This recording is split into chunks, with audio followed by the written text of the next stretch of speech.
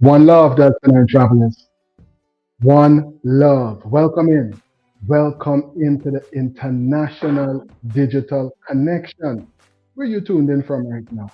I'm coming live to you from the sunny Commonwealth of Pennsylvania. I'm telling you, we got some very important updates to bring to you today. And we got some very important headlines as well to update one another with. I'm telling you, big up to all the frequent travelers that are in the chat right now.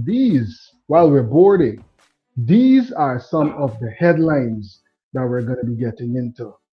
Now, I tell you, I was going to bring the information and I said, hey, watch, in a couple of days, very soon and very shortly, they're going to put hands on you. Watch. Slip the young man. You see? Yes. Let me just pass you. Let me just pass. Look the father, the mother. There's the mother, the holding the mother. I'm trying to hold the father. Some of the headlines that we're going to be getting into in this live. First place, he has no locus standi in the matter. He has not engaged me on it. And if he decides he will engage me on it, I will say to him just what I said to you before. None of us, not one of us, has the authority to remove any one of them. Look, we must remember here. First place, he has no locus standi in the matter. Locus standi. He has no locus standi. Why? Is the former leader of the opposition highlighting the fact that the present leader of the opposition does not have any locus standi to be removing the GCOM commissioners. Listen, we can get into that on this live as well. There's just two of the headlines that we're going to get into. We got other things as well to get into because guess what? We're hearing this conversation. Oh, who else noticed that once again, MEL was right? Who else noticed that MEL was right? Eh? You see, persons were saying this, persons were saying that. But when you look at the picture that MEL put out, and you look at the actual person in this video right here, and the picture of this person that they got posted right now, we understand that there's some kind of mix-up that would have went down. And we're going to get into those details because the family would have highlighted the fact, the family of one of the persons that they were circulating a picture of that was not the person would have highlighted certain details. Even the top cops was talking about it, and we can get into some of these details. This is a little snippet from some of the headlines we're going to be getting into today. MMU that has clear SOPs, and all the regional health officers, the hospitals, administrators will be held accountable based on that system. Anybody who works outside of that system, outside of the SOPs in that system, MMU that has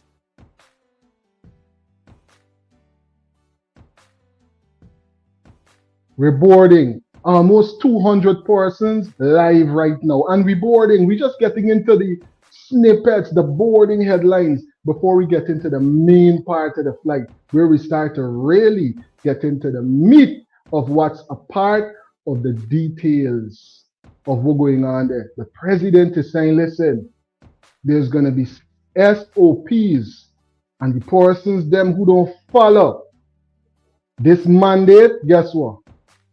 You can hear directly from the president himself because you don't know.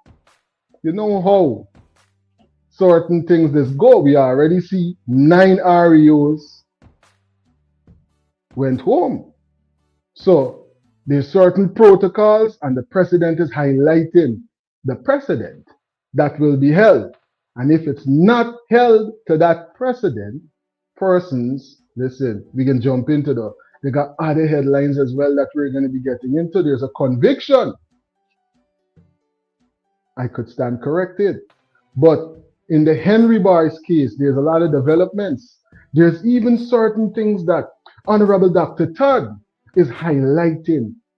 Listen, when you gotta hear it directly from Dr. Todd to understand just how these details are very intricate. You have to hear it directly from Dr. Todd to even think that something like this might be going on. But to be honest with you, there's certain things that I kind of would think was going on for a while with certain things. Because look at how the guy would have gotten sentenced and he never really was incarcerated, right? He never really got arrested and stayed in incarceration for no period of time.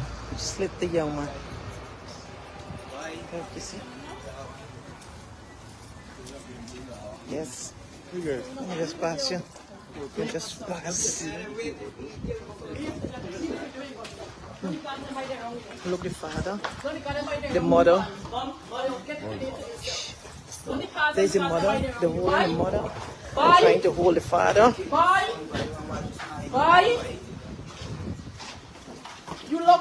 You know him? He's a stranger in Zeelugt. Slit the young man. You see? Yes. Let me just pass you. Let me just pass. Look, the father, the mother. There's the mother, the holding the mother. I'm trying to hold the father.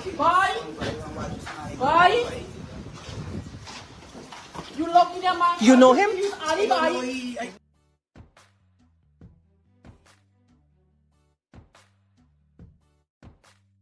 And no, it would have only been a matter of time, right? Let's hope that the right person is the person in custody, because there's a lot of this conversation. But guess what? We got to highlight certain very important things, because a person was implicated that really shouldn't have been implicated. So the very first thing we're going to do is do this. Condolences to the family and all the loved ones of Adriel, and rising power to his everlasting energy. Right? Now, MEL highlighted something. And it's important that we realize what's really going on in our beautiful country. You know?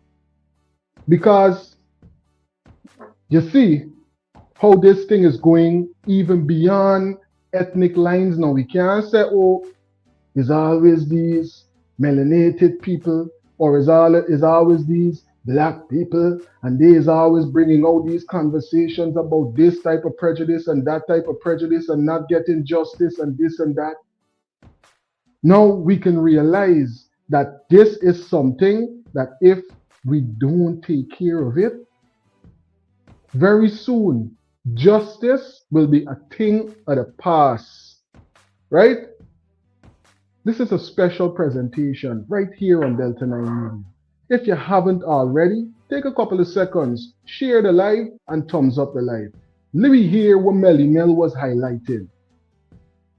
Because there was a young man that was implicated. Remember Orlando?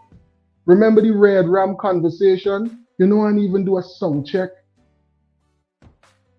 I hope, well, good. I hope that I'm coming through clearly. All right. Nobody say good. Yeah. Remember Orlando and the Red Ram conversation? A lot of persons, I'm pretty sure, would remember. It's not that long ago. Look at what could have been the situation with another person, right? Let me hear the details that MEL was highlighting. Then we're going to go straight to what was going on at the courthouse. Because This young man needs to be vindicated. Morning, good morning, good morning, good morning. Share this live, share this live, share this live. So this is a quick live. So, we all saw the news yesterday about the 7-year-old boy getting his neck getting chopped or cut, and the grandmother slitting the grandmother throat, and so according to my police contact, who is somebody who's close to the investigation, who's in the investigation right now, who's close to the investigation. So this is what happened. Good morning. According to somebody who's very close to the investigation, this is what happened. Apparently, the child own family chopped him by mistake. So this is what they did, right? Because I keep looking at that house and how the family does live. Who in the right mind going in there to rob?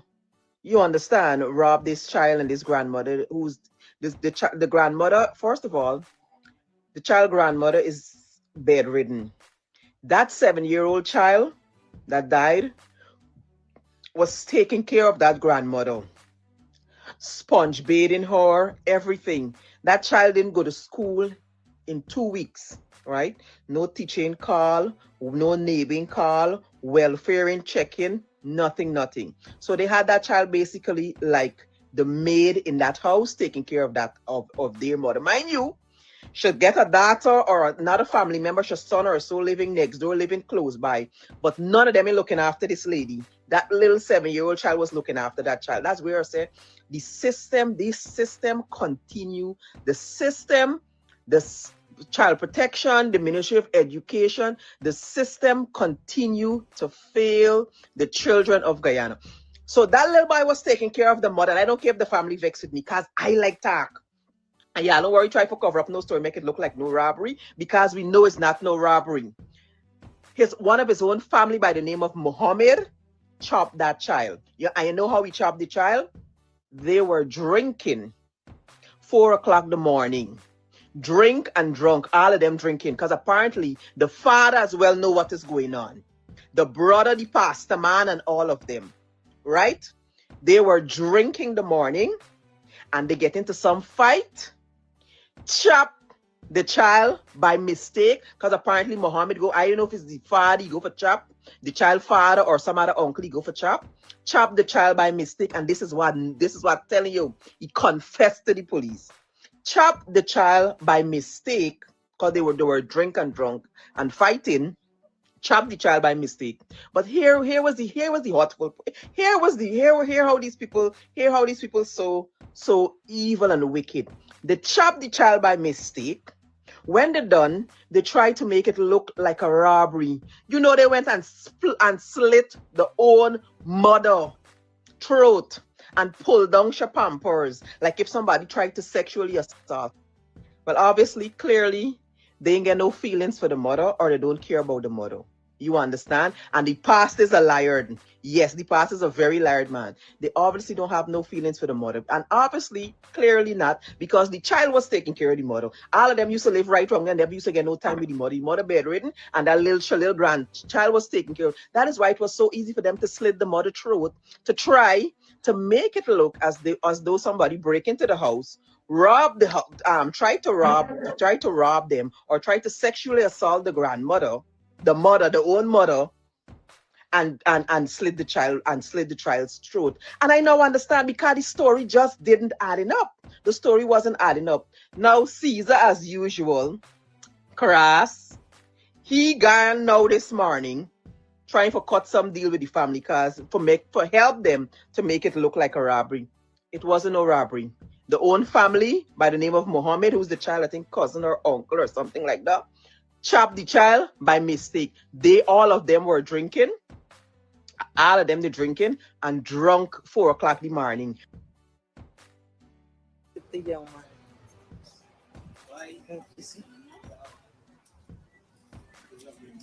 Yes.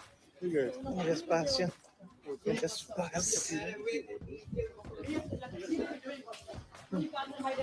Look the father, the mother. There's the mother, the holding the mother. I'm trying to hold the father.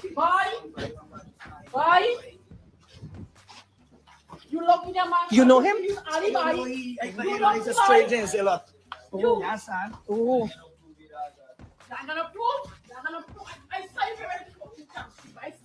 Wait for your mind. Watch me chase fight. You? No remorse. Yes, the family got to go. Michelle, come up. The father could come. So you want to go to court? But you don't got to calm down. But you don't calm down here. So, viewers, let's give Manda. Manda, look this way. Michelle, go.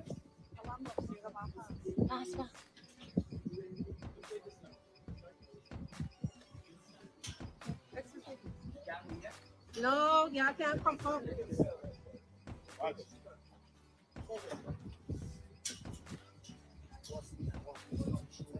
Wait for your bike.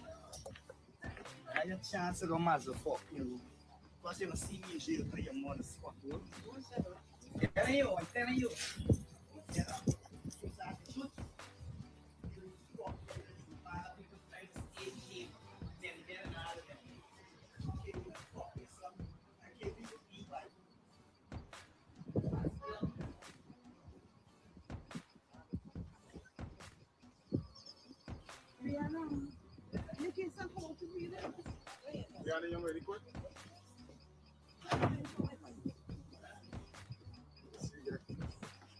You want me to start?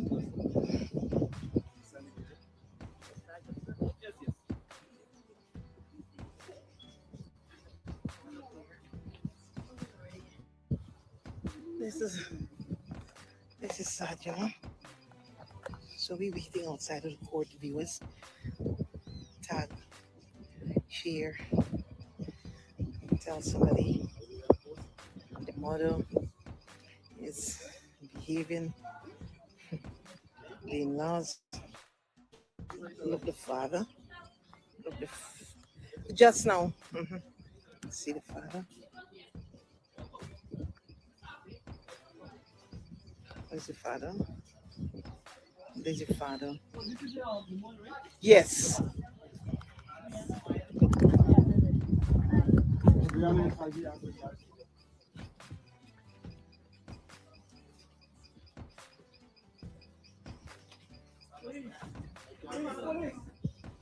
Hello.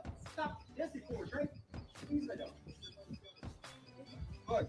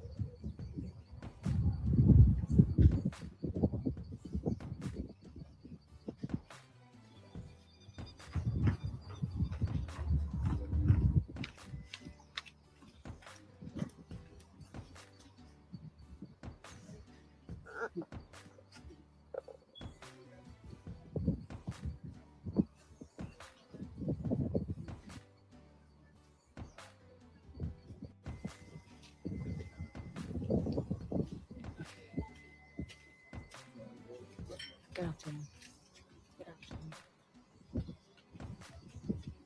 Scenes from the courthouse earlier today, Delta 9 travelers. Right, who was supposed to be in the care of his father. What does that happen? I don't know how many of you would have been keeping up with the story. You were there already. And we got to understand that the court, it was by a court mandated order that the father have the son. Right? So it's not the mother's. 1 second.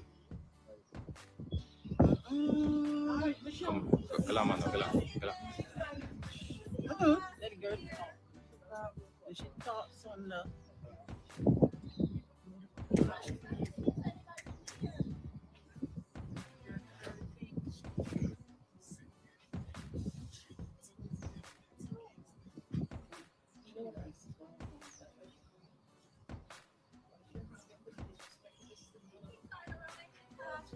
him in a room.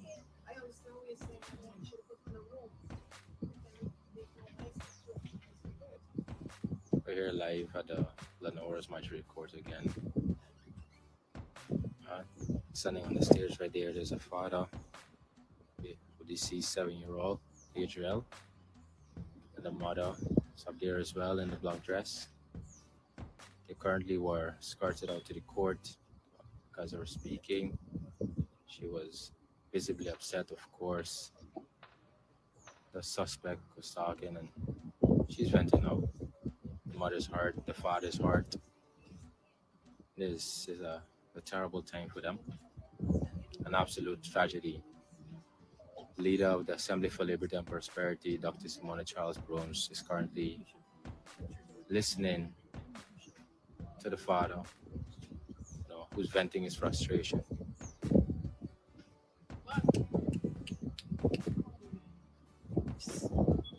Right.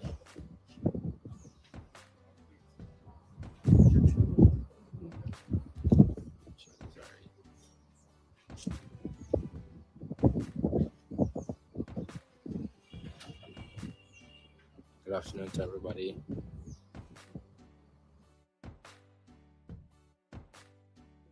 Big up to the entire ALP, always out and about and willing to assist the people in any way that they can, right? Chandel, thanks for being a part of the live. Good afternoon to Delta 9 and all the frequent travelers all the way from St. Lucia International Digital Connection, right? Thanks for tuning in, Chandel. And big up to the whole St. Lucia. And everybody tuned in right now, right? Who else is in the chat right now? Who are the frequent travelers in the chat? Marcia, thanks for being a part of the live. Marcia shouting out the entire Delta 9 family. Big up yourself, Marcia. Ross Levi, greetings.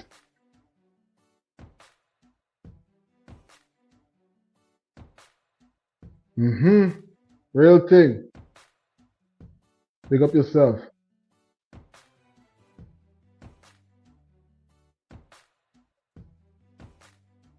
Paulette, thanks for tuning in. Paulette is saying good evening to the Delta 9 media viewers.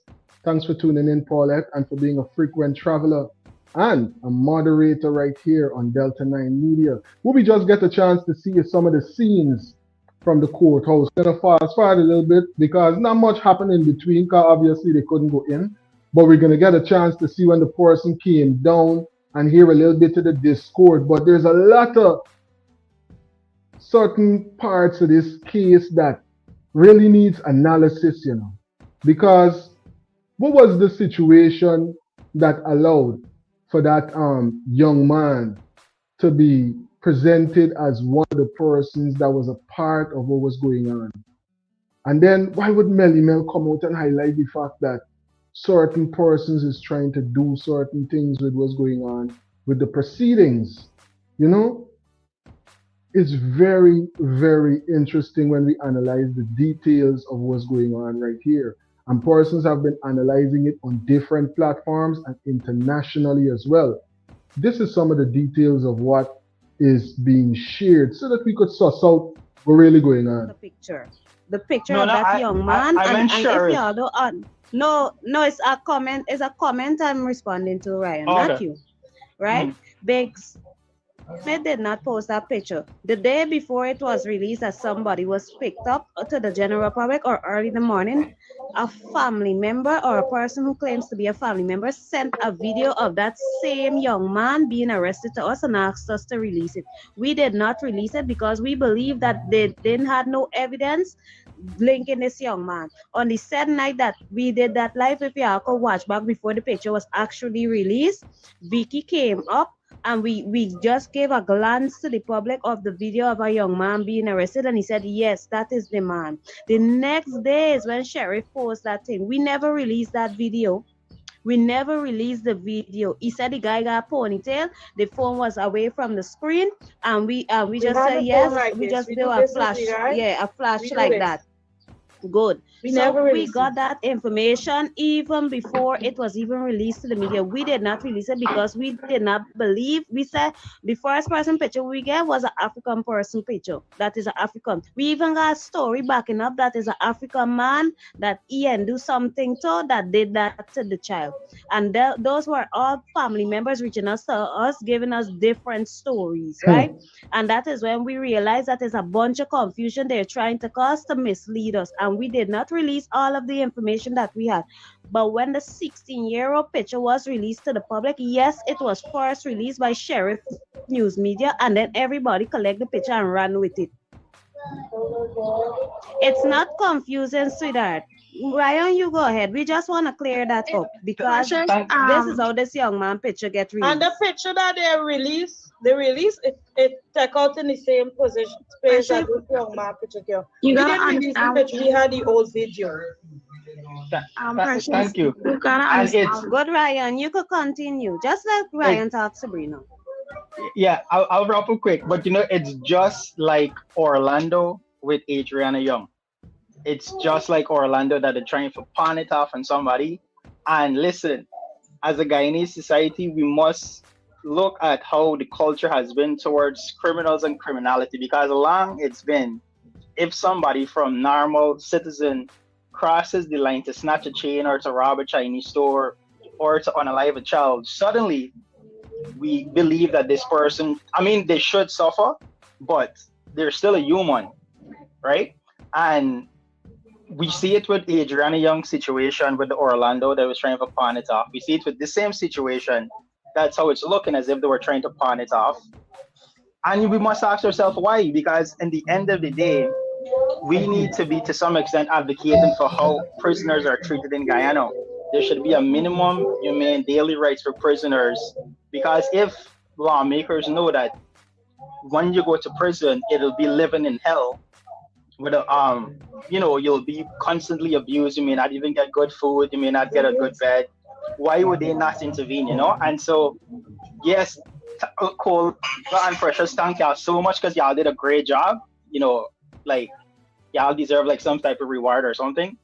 And you know, for bringing the truth to light, and it's definitely a respectful thing. Send to Lion and done Didi. Send to Lion. Listen, I got send the universe, right? Because I'm still in awe. Because honestly, and you know, what's the most beautiful thing with all of this?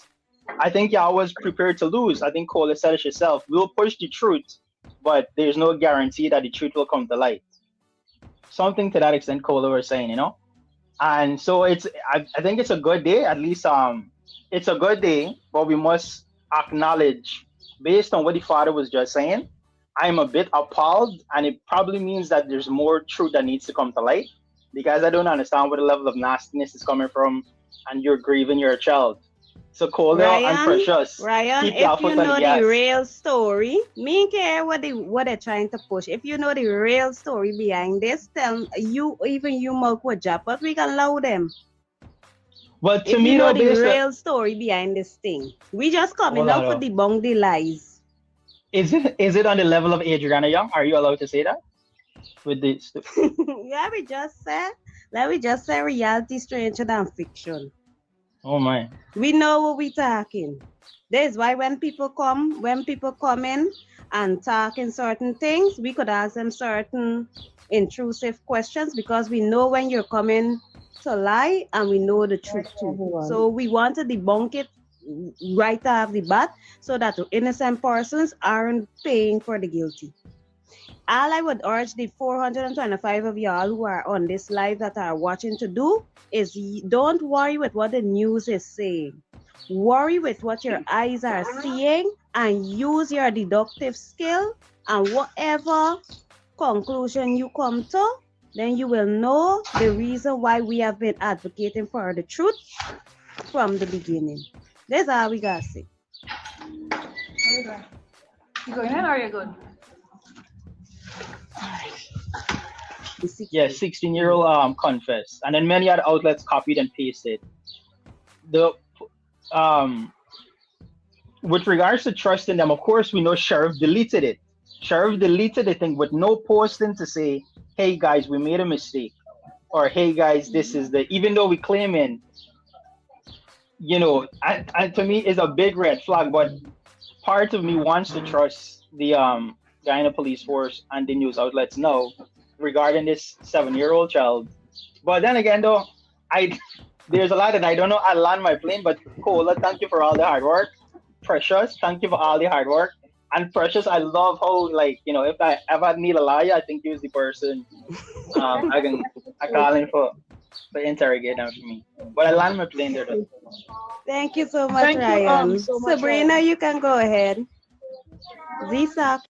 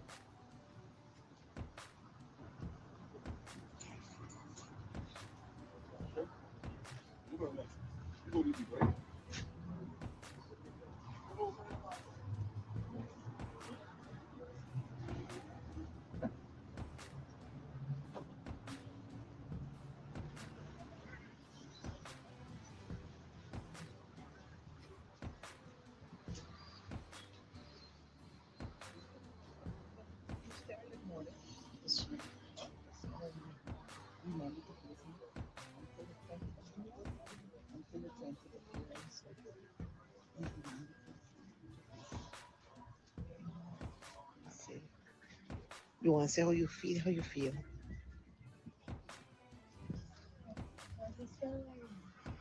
Yeah, what I mean, yeah. Like he was not asked simply. How you feeling today?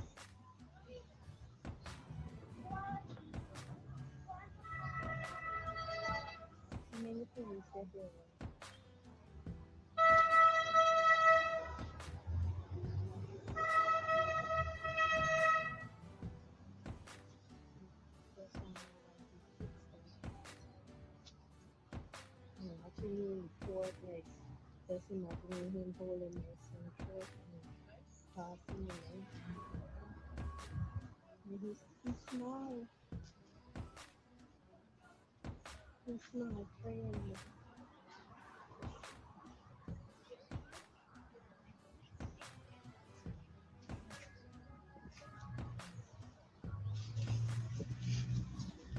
Right, Come, let me go collect you.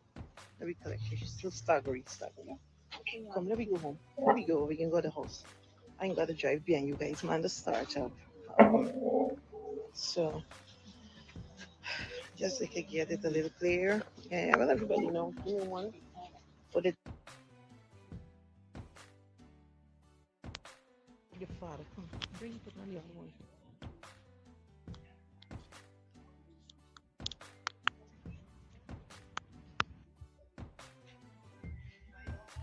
How you think you put you in your position? How you would?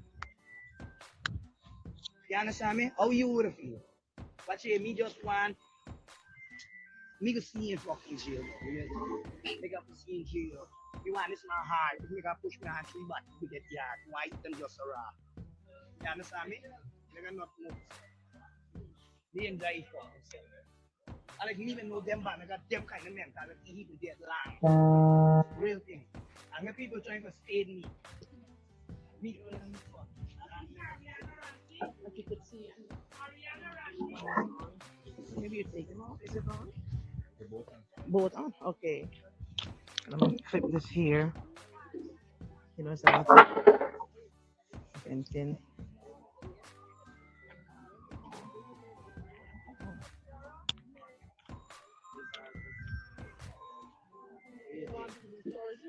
Get out. Sunday better.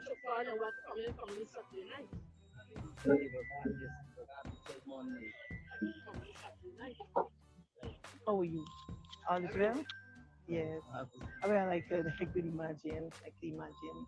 But I mean, I could sit down somewhere else to discuss it because right now there's a life going on all about. What is the temperature?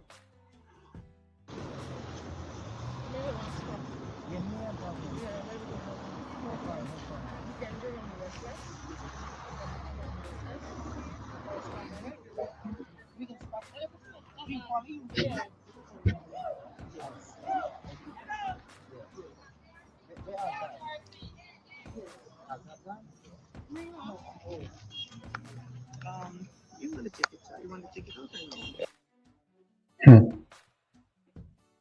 Scenes from the ground, Delta 9 travelers. What are your views? Definitely, I see a number of comments in the comment section. Continue to drop those comments. What are your views? And I think we had a poll in the comment section as well. Make sure that you vote so that we could really analyze some of these details. I'm going to put the banner up with the hotline number for those that would like to call in and share their views live here with us on Delta 9 Media. I'm telling you. One thing I can say is that I'm happy with the time span that the police force took to get a person in custody, and we're definitely hoping that this is the right person, because there was a number of pictures and is this person 23, is this person 16, and all of these conversations that was going on. But you get a chance to see the person coming out of the courthouse. There's a picture, and when we analyze the picture to the picture that MEL was sharing, you could see that it just looked like the side profile of the same person that is in custody right now. You know? Serious times in Guyana. Serious times, you know?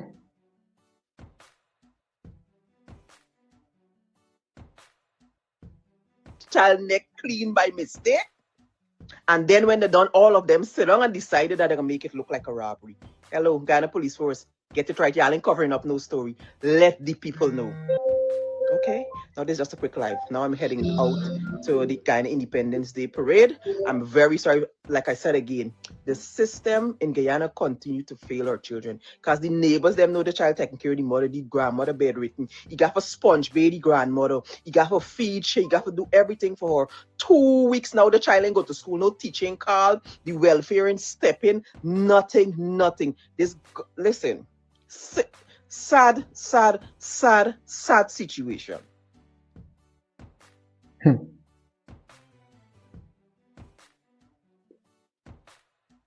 Sad situation to really analyze this and, you know, realize just how recently something similar would have went down in Guyana. For those of you who are bashing us and tell us to let the police do their job, and Ryan asked an interesting question like, why did they allow the 60-year-old picture to go viral throughout country? Holy shit. Countrywide. So many countries and so forth. And we understand you asking that question. I think because, and this is my honest opinion, I think because if we were not here trying to not allow that 60-year-old to go down, he would have gone down for it. That's my honest opinion. The two-time caller. I agree, 100%. I agree with the caller. Yes. You would have gone. Yeah, innocent too. As Ryan said, caller.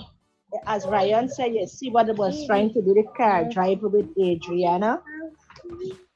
You hear? Ryan just stop. I'm on the phone. Stop. It seems as though we have an epidemic in our country whereby there's no justice for us, the people, the poor people. As long as you don't have money to fill somebody's pockets, right? You can't get justice, period. It is not working for us. The construct isn't set up in a way to work for us. It's working against us. And it is a scary thing to know and to see and to witness as a citizen of Guyana.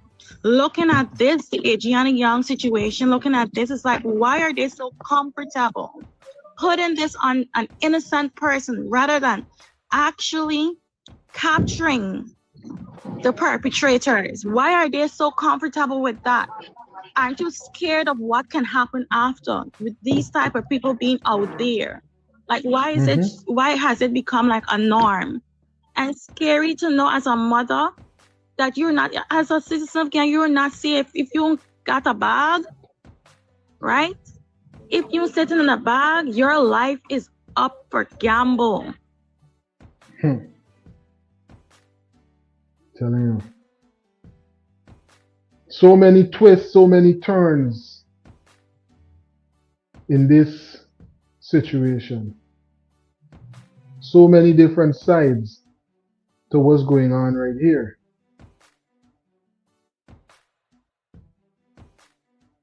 Paula, thanks for tuning in. Rugranat, what's going on, buddy? Thanks for being a part of this live presentation, plus moderating right over here at Delta 9 Media. Jeffrey, good afternoon. Thanks for being a part of this live presentation. Jeffrey, you see what's going on here, buddy? You see how many sides this one situation is presenting for we?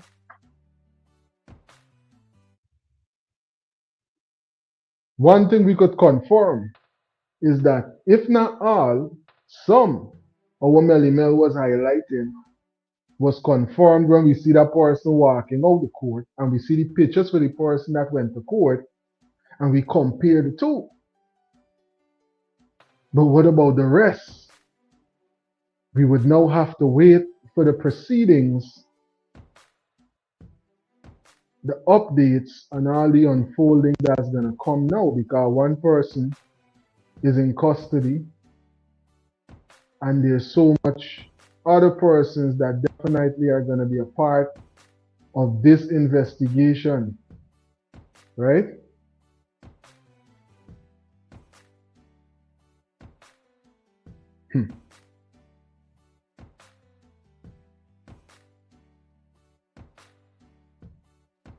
When you think about it, you really got to ask yourself,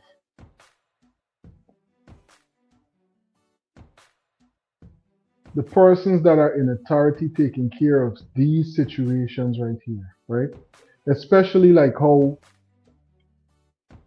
the 7-year-old wasn't in school, and he wasn't in school for so long, right? There's not a protocol in place like a truancy bill or some type of, team of persons that is go around and make sure, all right, if you register for school and then we check the register, 1 week, 2 weeks, we see you, we now call and find out, or, figure out what's going on and make sure that something is done to facilitate you being in school or whatever the case might be. There's a number of questions, a number of things get skinned up when this guy highlight right here. And as tragic as it is, I can tell you that it's going to change a number of things for a number of other persons that might be experiencing similar situations, because right now I can tell you, persons in authority are taking note, and these are some of the points that they're highlighting. As we say, I hear it often, it's family business. Or have we just normalized survival? And we've been in survival mode for so long that many of us don't know what a healthy family looks like anymore. What do you think? If we want to genuinely change what is happening for the next generation, what is the first thing that needs to shift?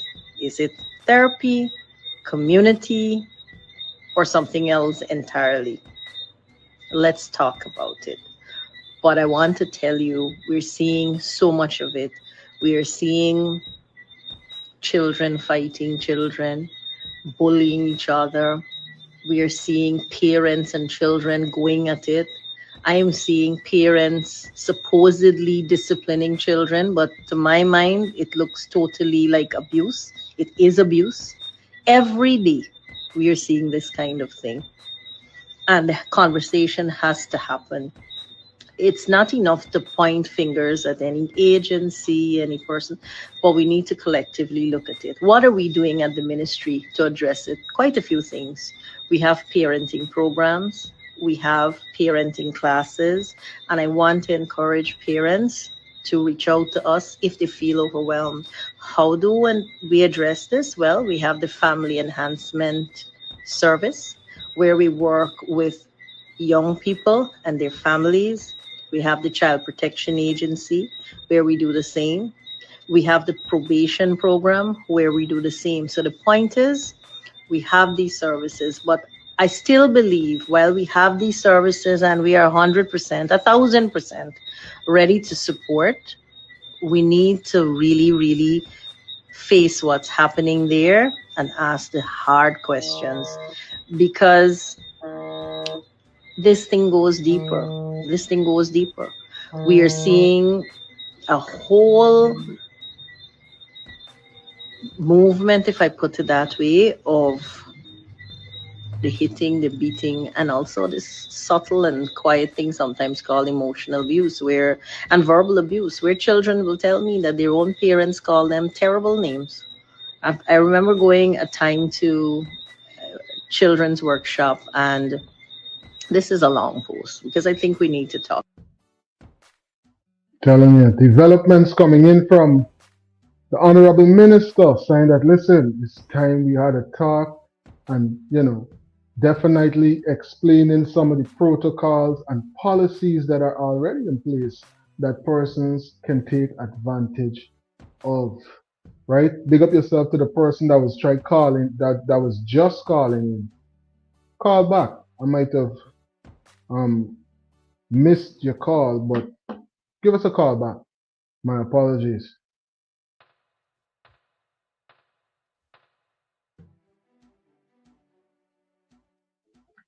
Cheryl, thanks for tuning in. Good night to Delta 9 and all the right thinking Guyanese. Definitely a very, very sad situation for us to keep analyzing, right? But we get a chance to see. Wow, I already predicted, because I know this wasn't going to rest. I know this was not going to rest at all with the hard-working persons in law enforcement in Guyana. Greetings, you're on to Delta 9 Media Live.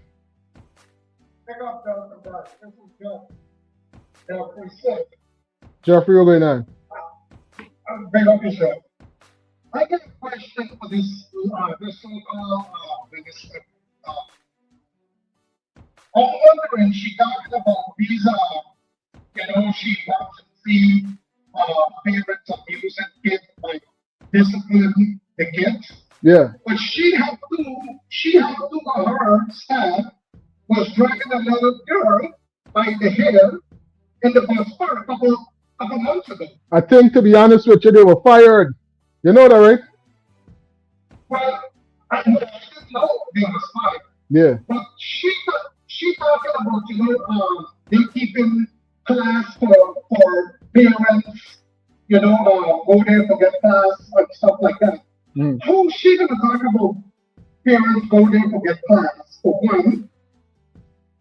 And the people that she get working for her abusing the kids then. Who's gonna do the training, right? Yeah. This lady don't even know what she's talking about. I think she just there for God's sake, if you ask me. And the next thing too, there's a song coming about you. This little 7-year-old working on the life a couple days ago. Yeah. How come the case solved in a couple days and somebody going to prison in a couple days? But Adriana, they're going on for a year and something now. Yeah. Yeah. And nobody get charged for it. No, like the investigation code is shut. Yeah. This is there is a problem going on in Guyana when it comes to, I'm not trying to be racist or anything, or some racist, But there is a problem in Guyana from I don't know since when, with black folks and Indian folks. Indian folks get treated different than black folks. You know, it seems like this kid was an Indian, a mixed kid. Yeah.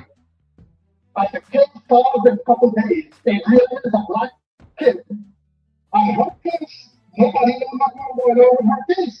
Yeah. So it's messed up when it comes to certain situation in Guyana. It really messed up. Mm-hmm. It's definitely something that should be rectified. Yeah, but it's just like the Henry Boyson. Yeah. That two kids that murdered. And nobody never heard nothing about it. A couple days ago, I heard somebody talking about, or somebody post something up, you know, they charge somebody. Yeah, one person was convicted. So far, one person. But see, that's the problem is with Guyana. The investigators they get in Guyana, they don't know what they be doing. I think honestly and truly the way I look at stuff going on in Guyana when it comes to, you know, homicide and whatever. They will grab anybody who they think weak and who don't have money or take them to court, and they will just lock anybody up and charge them with homicide. Mm-hmm. I think, for me, it's a little bit of both. To be honest with you, I think it's a little bit of incompetence, but there's a little bit of corruption as well too. Because everybody can be incompetent, because they got some amount of trained personnel, and then everybody can be corrupt because they got persons with integrity, but it's the bad eggs them that's messing up the force. Mm-hmm. Well, see, the thing is this with that. The people who is not corrupt and want to do their job, like perfect, they try to build people. And they keep the bad end, because the bad end, it seems like it keeps the flow going. But when somebody go in there and want to do everything by default, hey, the person is the bad egg, we got to get rid of this person. Crazy. But thank you for your time. And I want to say to yourself, big up yourself and big up Ralston West. Thanks for calling in. And big up yourself. Right, big up yourself. Yeah, man. Every time. Big up to Jeffrey, one of our frequent travelers right there, calling in and giving his views about this whole situation. You know, it's really something for us to analyze him. It's really something for us to analyze what's going on in our country. Everybody highlighting the fact that look how this is so similar to what just went down with Adriana. Remember I was saying, if this person or persons that was really a part of what went down with Adriana is not apprehended, brought before the law, and publicly everybody know and understand was the real blunt to the law for doing things like that, more people can think that they could do it. And watch. You see? Watch what's going on. Look at what's going on. One person just do similar situation to his own mother. Now look what happened to this young child, right? Marcia saying, Guyana government needs to stop following American rules and children could go to school.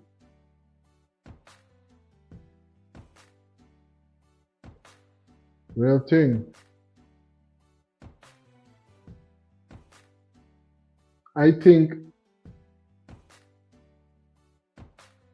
to be honest with you, is a system that we live within, you know, that we really got to make sure we pay attention to.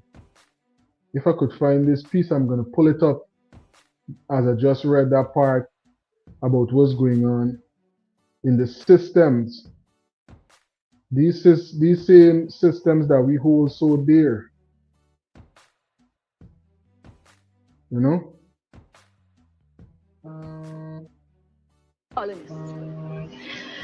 They needed masses of laborers to provide just brute force.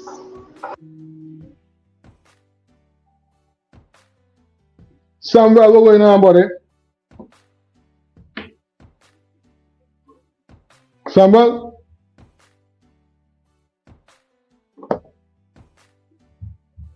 Samuel? Good night.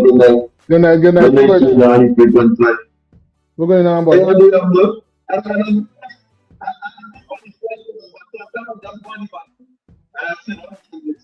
well, all is well, all is well.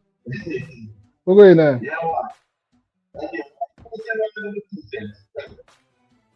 You know, if we go back in history, right? Yeah. If black people used to teach my people and they operate the children and this kind of thing, right? And if you notice, we have the only race that they used to talk of children, talk of some conflicting areas and race that periods, right? Now we get these other culture that are part of the multiple issues from the we have that mistake. You're going to Africa. You understand? Yeah. It's kind of man with the parties in a terrible course. You understand me? Yeah. So now we get these people that need not to raise the children, not dictating to be how we must raise the children. That's why the community is so messed up right now. You understand? Now they tell you can't be, you can't show, everything is abuse. Oh, what about the rights of the child?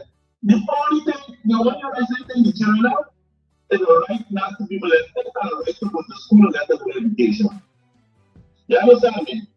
That's not the right again. They're not putting them above the parents. If you check it out, they're above the parents. You understand? Many parents can't train them at home or discipline them at home. What the police force will do to them? What thing is going to do to them, right? So, that's the main stuff. All you must do with the children and now in government that we get in the schools, which is about 90% of the people that get in school with children. You understand me? Yeah. 90%.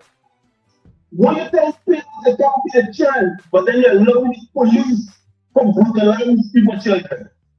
But a mother can't get a place with one child, she'll get charged for abuse, you're going to be good equal, and make you catch.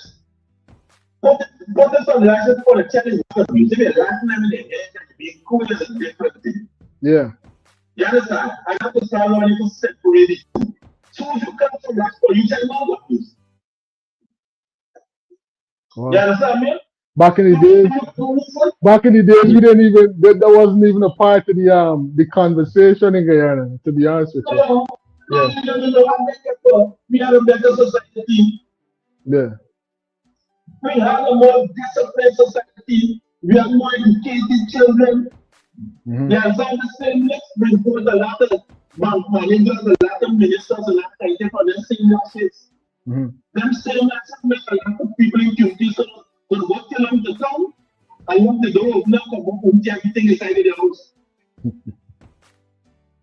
You understand what I'm saying? Yeah. We have left murders, we have left suicide. Yeah. You understand me? No, they get out there and like a real generation of bypass. You understand? You will have to talk about children, the rights of children, and every time you have on the street about teacher and million. They will teach you like they get picking up things because teachers sleeping on the streets. But then you come out there and talk and pass statement. These same children get paid of working and can't get a salary or they can't get a proper salary. Have you government make they can't get a proper salary? You understand? Then we have all these things contributed to all things over here with the same children you're talking about. You take people children in homes and in the children, we call the children here. And they come out to us because labor is getting less and less anything inside of them place. Wow. You understand? Yeah. I tell you what people from the side they tell me. They can't teach us how to oversee what we say progressing. Yeah, the baby was in the society. You understand me? And you hear this is when you come to tell people they can't be the children. When you and your government brutalize the same people, Right. Then people get into such a political politics and they care not about it. You know, I care about this money and giving the children the best life. Thank you. And Big thanks up, for listening. big up yourself, King. Thanks for calling in and for dropping those insights right here on the live. Right? Frequent travelers analyzing the headlines and calling in with their views as we try to suss out what's really going on. We all think about those updates, those recent developments that we just got a chance to understand. We get a chance to see what went down at the courthouse, understand some more of what's going on with the details to this case, right? Figure out some more of the details and the intricacies of what's really taking place. We get to hear some words coming straight from the parents as well.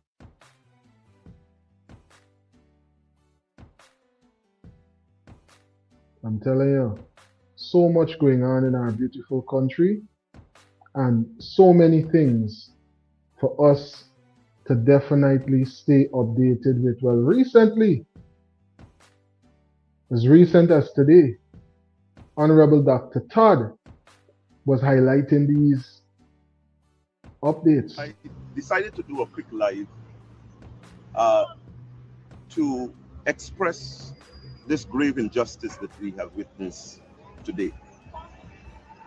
Now, the Henry Boys matter, if I give some context, has been a very highly politicized matter. It's been a matter that has been, I think, both locally and internationally, a matter that has concerned a lot. Now, this case primarily was based on one particular witness. And that one particular witness was the brother, or is the brother, of the number one accused.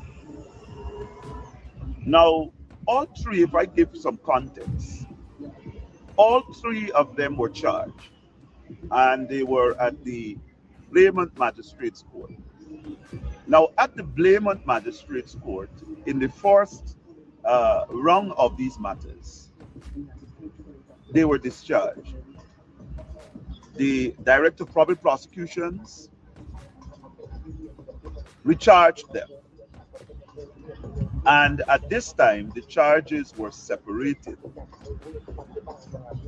Now, from the time they were on remand, the state's main witness for over 5 years was taken out of the prison and kept in a house somewhere, living his best life,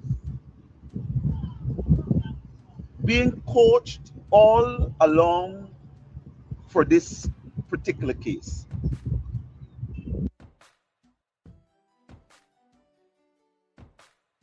Yeah, already Honorable Dr. Todd is highlighting right there, mommy.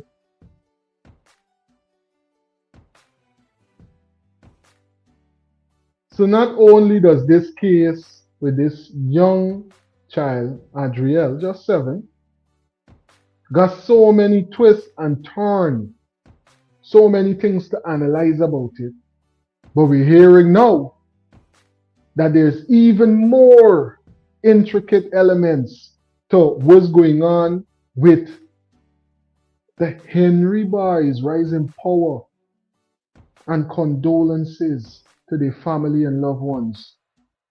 There's even more parts to this case, and we're getting a chance to hear it from legal minds. Let's listen to some more of these details. If you haven't already, Delta 9 travelers, thumbs up this live. Why? It definitely helps to boost this live in the algorithm. Plus, consider joining the team. We are on our way to a very important milestone. Join us, and we will definitely continue to make sure that we bring these presentations and make them even more interesting and definitely more detailed every single time. Now,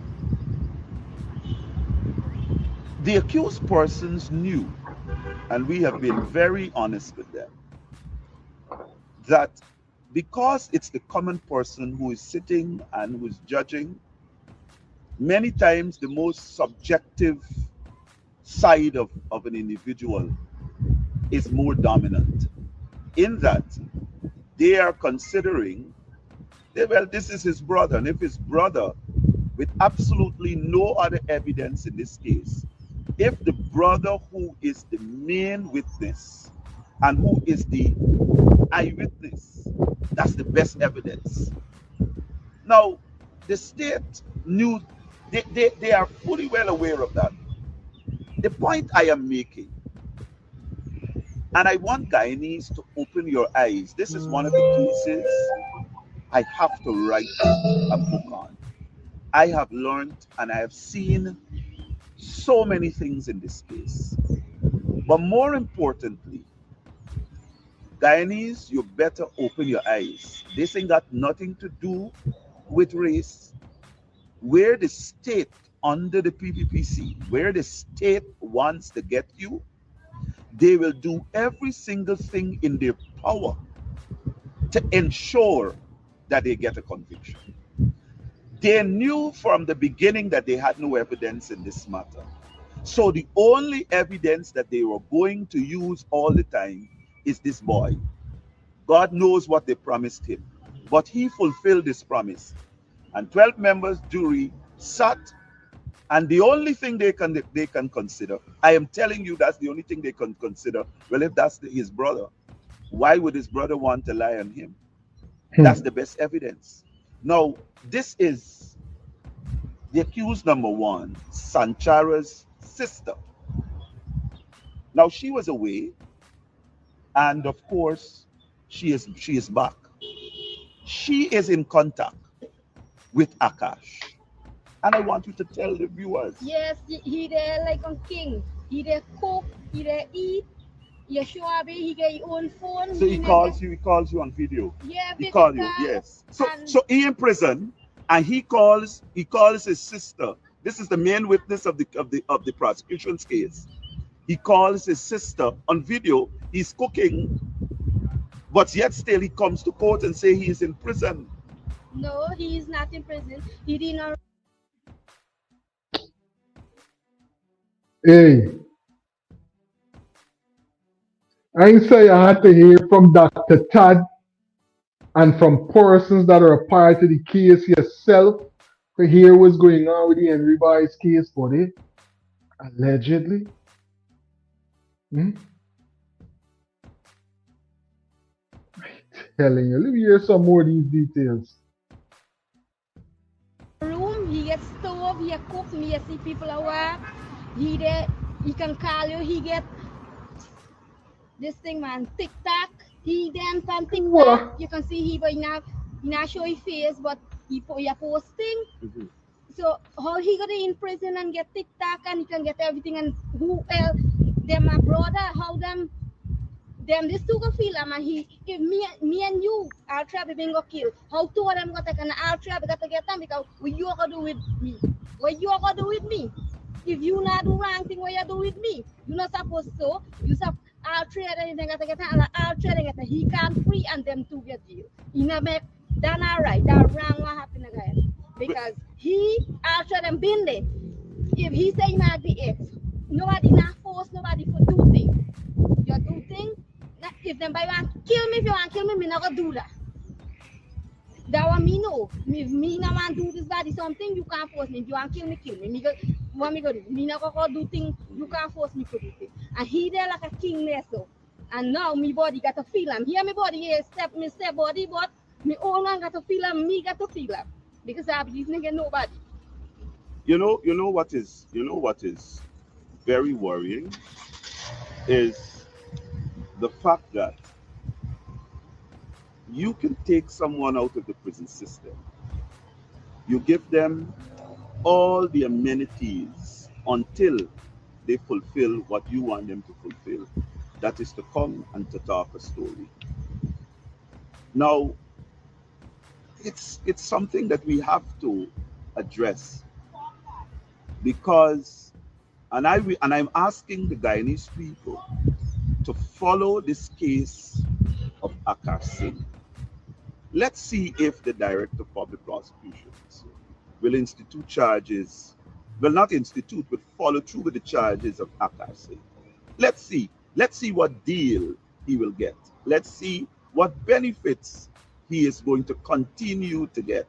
Because at the end of the day, it's worrying that you can put a man, give the man all these luxuries until, and for him to come out, speak a story, maintain a particular narrative, all because you want a conviction. Well, they got a conviction today, but I want them to know the only people who will be happy with this conviction is the people, not the families. They are not fools. The Henry Boyce family, they are not fools. And they're very cognizant of what has happened in this matter and what is going on. So it's a win. It might be a win for them, but it's not a win for the family. So the fight for justice in this matter, the fight to unveil the truth as to what happened to the Henry Boyce is still going to be ongoing. And if the PPP believe that this matter is going to be covered down, it might be covered down to them while they are in power.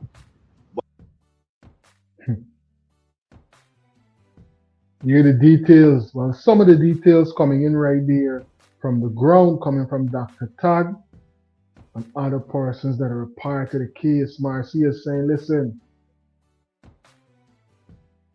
the PPP government care zero about our children.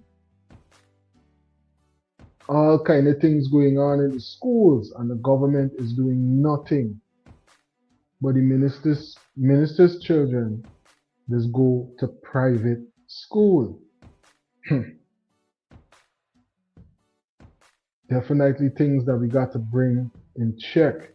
A lot of foolishness going on in the school. I see some big fight going on live. Not on live, but online, I should say. A number of fights, people fighting in the gutter, all kind of things, battling, coming in the fight, big posh way. Crazy times, right? Janet is saying good night to everyone. Big up yourself, Janet. Thanks for being a part of the live and for being a frequent traveler right here with us on Delta 9 Media. Rasta Empress, insightful moderation is on the flight. Good night to everyone on board. Blessed Tuesday night, my friends. Coming straight from Rasta Empress, the insightful moderator. Big up yourself, Rasta Empress. Thanks for tuning in. One love every time.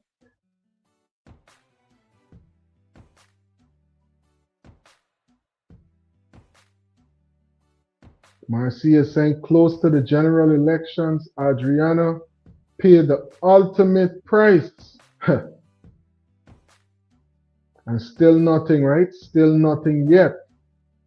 Big up to all of the insightful persons who took some time out to call in. And all the frequent travelers right now in the chat. Everybody that's going to catch this live in the rewind in the future. Big up yourself. Thanks for spending some time with us right here on Delta 9 Media. Let's hear some more of these details coming in from Honorable Dr. Todd. But I want them to know that this matter will continue to be on the agenda, and we will continue to have a proper investigation into this matter, because a lot of things are not said about this matter. You see all the various steps that the police deliberately turned this entire investigation in a particular direction. It's not justice. And so I want to say clearly to you that I have explained to you and I've explained to the boys.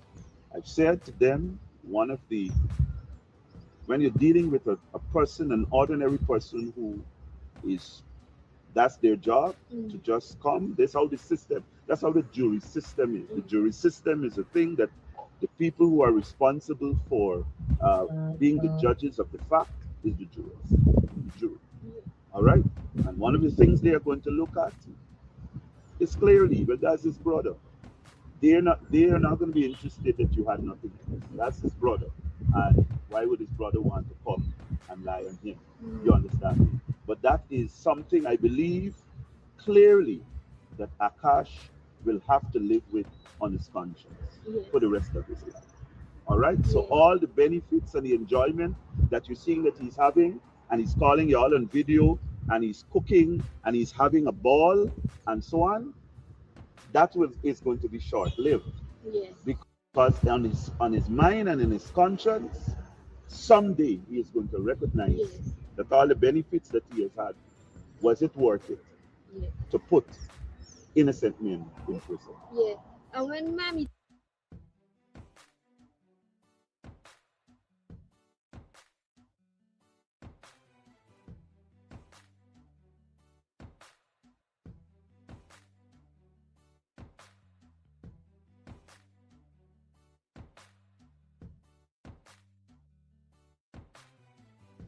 Aid Butterfly Black Seed, loaded with antioxidants and essential nutrients for your body's needs. Breathe better, feel better, live healthier. Big up to all the frequent travelers in the chat right now. Black seed oil without the taste. Aid Butterfly Black Seed Capsule.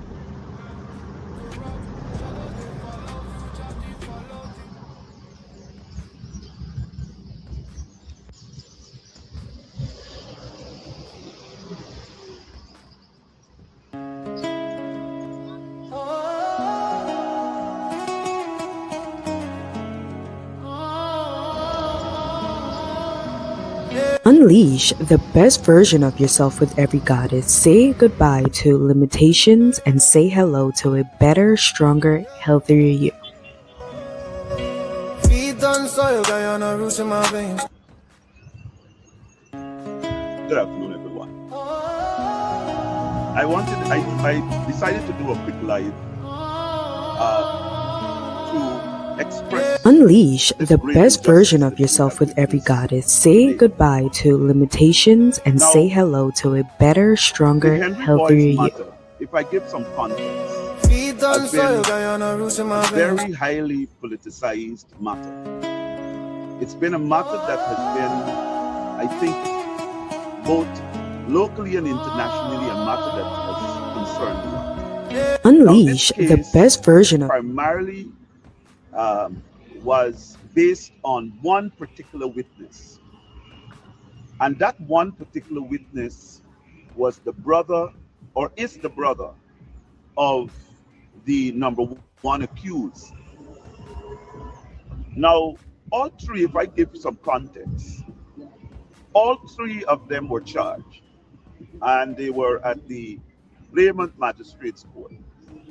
Now, at the Blatant Magistrates Court, in the first round of these matters, they were discharged. The Director of Public Prosecutions, Richard,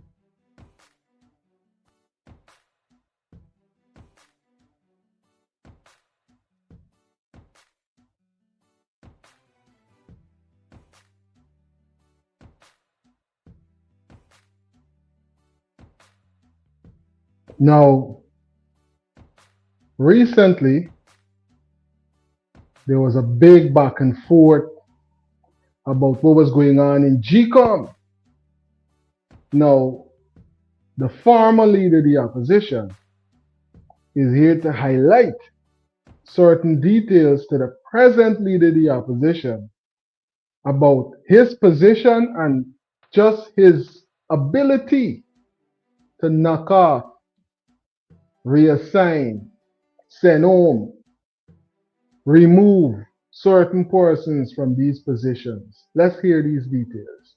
Question here, and that one is, has the leader of the opposition formally consulted you about replacing GCOM commissioners Alexander, Corbin, and Trotman? If Well, so, in the first what place, has been your response? in the first place, he has no locus standi in the matter. He has not engaged me on it. And if he decides he will engage me on it, I will say to him just what I said to you before. None of us, not one of us, has the authority to remove any one of them. Look, we must remember that there was a long debate in this country over a permanent commission. And the view was held that if you had a permanent commission, then there wouldn't be the bias, etc. It was first proposed, if I remember, by the Carter Center. I was one of the persons who had question marks over it. I know some other people in the PNC did. And then finally, it was decided that it will be a permanent commission, and that was put into the law. Once that was placed into the law, unless the law is changed, they cannot, me, the leader of the opposition, cannot move any one of the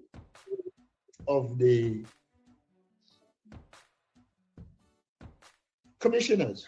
Let me remind you, Vincent Alexander was chosen by us in opposition. And then Vincent decided that he was out of active politics. And some felt that he should have been moved. But he could not have been, even if the party wanted to, because it is a permanent commission. And the change can only occur in the way I indicated to you.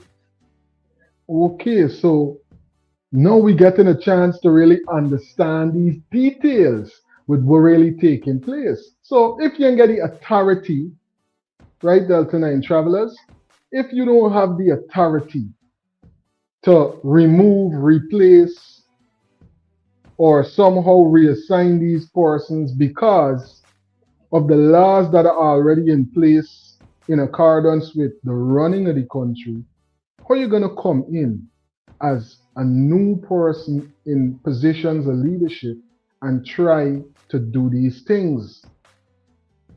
We all think about what Honorable Mr. Narkin is highlighting right there.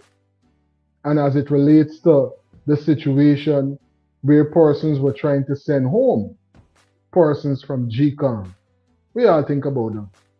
Drop it into the comment section or call it in. Let's have some right thinking, reasoning about it. Because I'm trying to understand myself. Why even attempt it if there's already laws and protocols in place that says something different? We all think. Let me hear some more from Honorable Mr. Narkin. Therefore, it will be a useless act to be engaging anyone on this question of the removal of opposition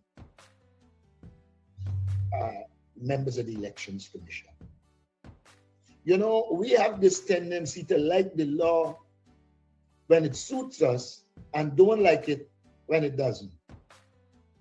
But if you are operating based on law, you will be bound by law, and therefore that is the position we are in. Thank you for that response. And in referencing the fact that sometimes we like the law when it suits us, and then there are times when we don't like it because it doesn't suit us.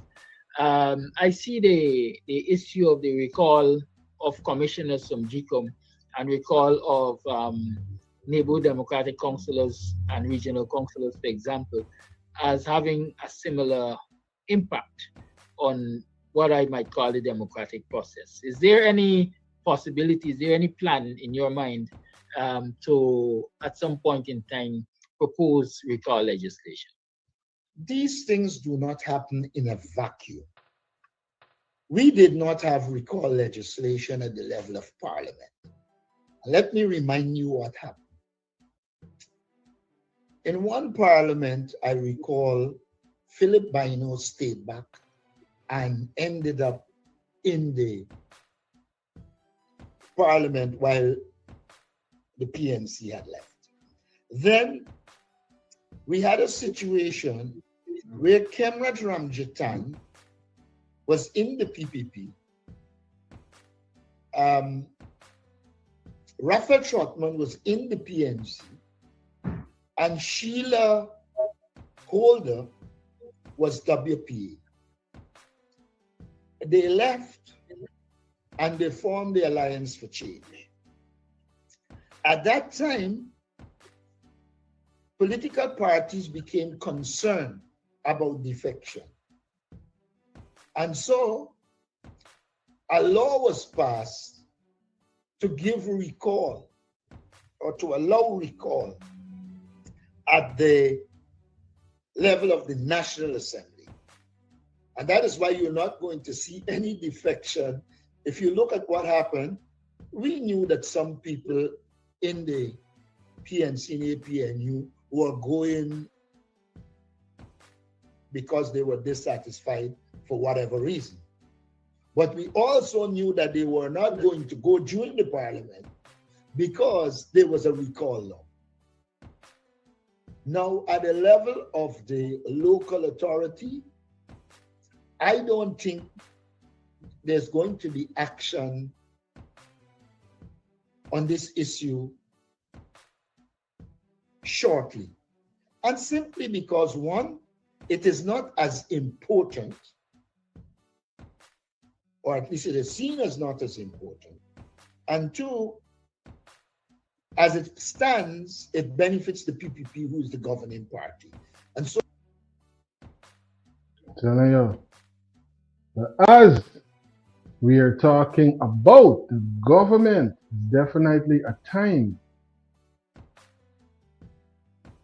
the right time for us to hear from none other than,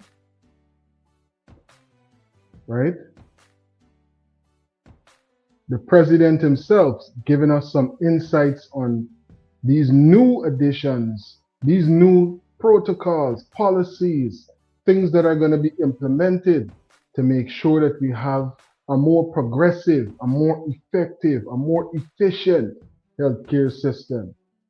We trying, we get in there 60 years in, and there's a number of things that we definitely see being implemented. And let's hope that not just with the new buildings, but we could get the right personnel in the building with the right attitudes. We know we got a number of them, but we're asking for more.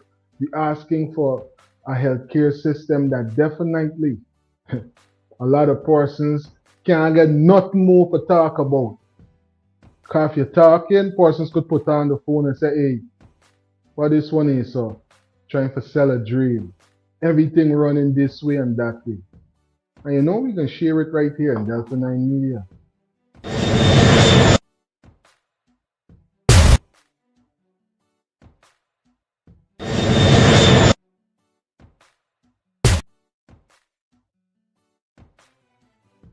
Let's hear from the president right now. This meeting is really very simple. It is to let you know that the investments you are making in healthcare are enormous investments, and investments geared at giving the people of this country the best quality of healthcare, not only in medical services, but in customer care. Not only in medical services and customer care, but also pharmaceuticals and medical supplies.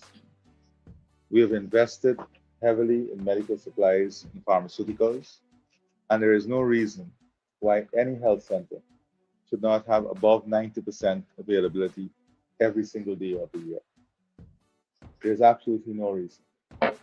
We've invested in a system now at the MMU that has clear SOPs, and all the regional health officers, the hospitals, administrators will be held accountable based on that system. Anybody who works outside of that system, outside of the SOPs in that system, you will be sent home. I'm just going to repeat that. Anyone who works outside of the system we've established at the MMU, I'm going to go through that system in a while. Anyone who works outside of that system, you'll be sent home. System. You will. We're going to get that back one more time just for emphasis and clarity, coming directly from the president himself, Honorable President Ali. Will be sent home. I'm just going to repeat that. Anyone who works outside of the system we've established at the MMU, I'm going to go through that system in a while. Anyone who works outside of that system, you'll be sent home. There are clear procedures for emergency purchases. There are clear procedures as to who must sign on. And here is where the Director of Regional Health Services, the Chief Medical Officer, all would have defined responsibilities. The system is designed as a dashboard so that you can see what is available also. You can be aware of what is available.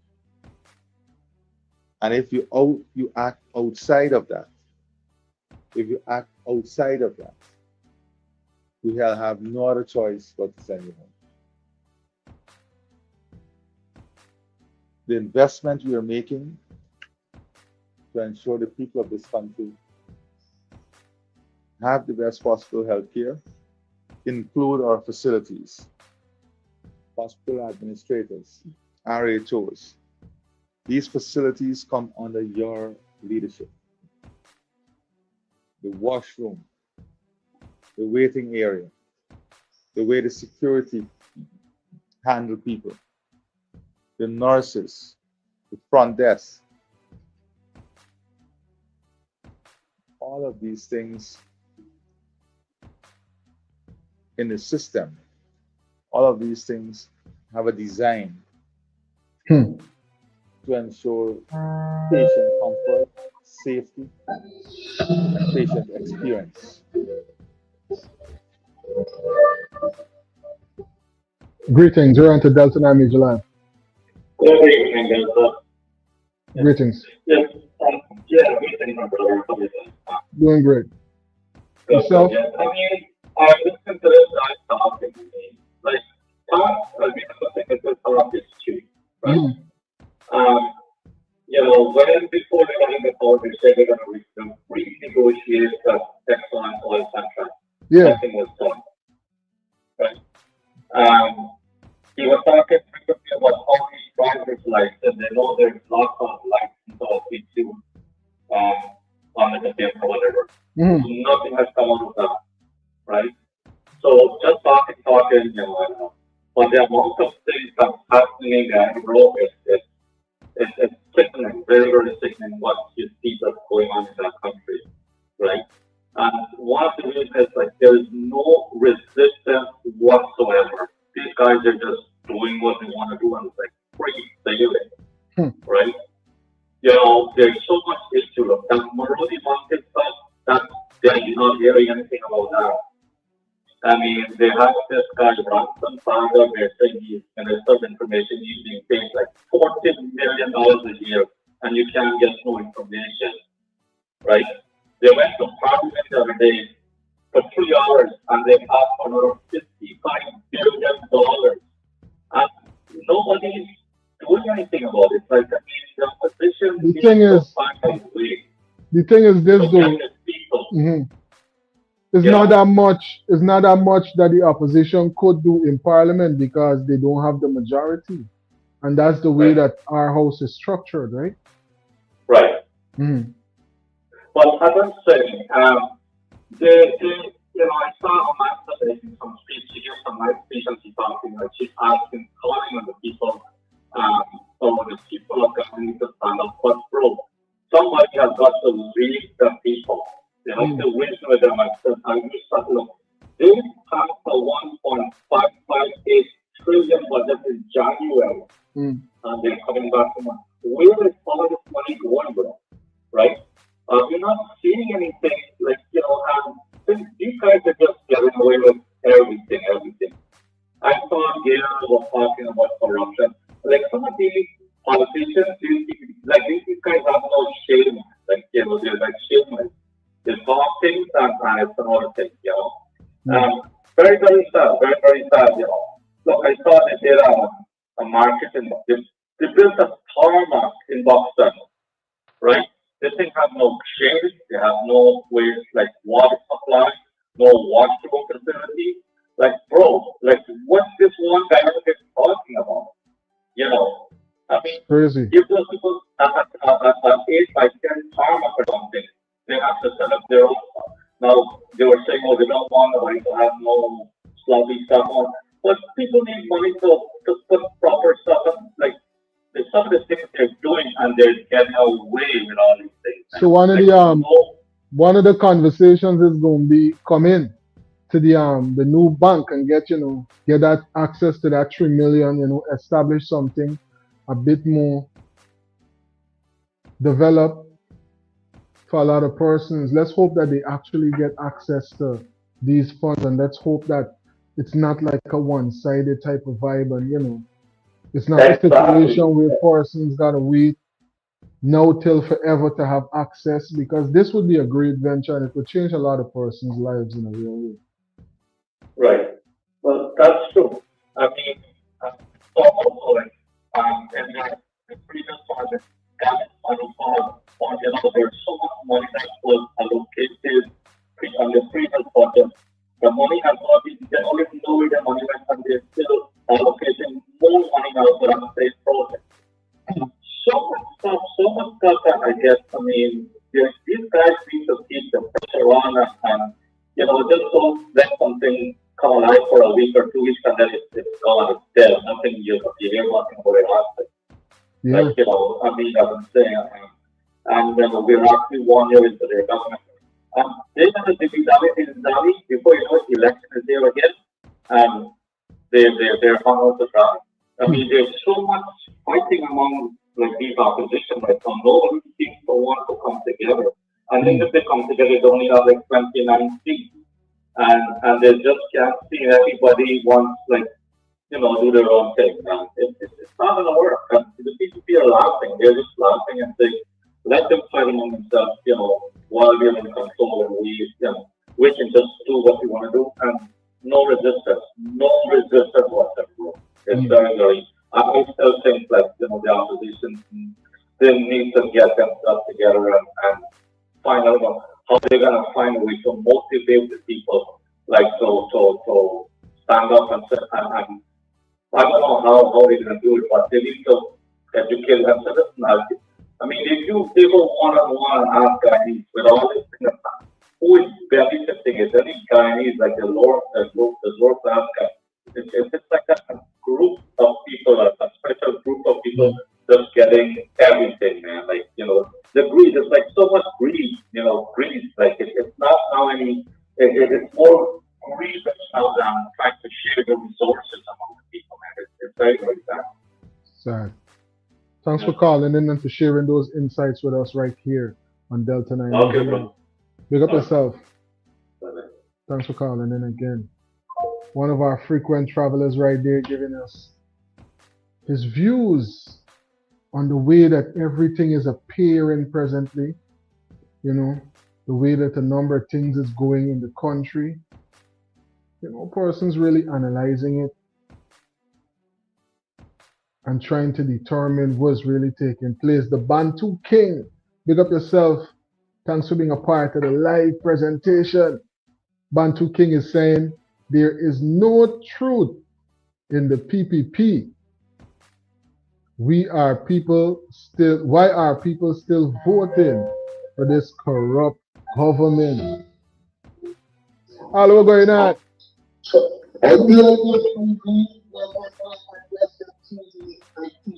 Yeah, man. Same to you, bro.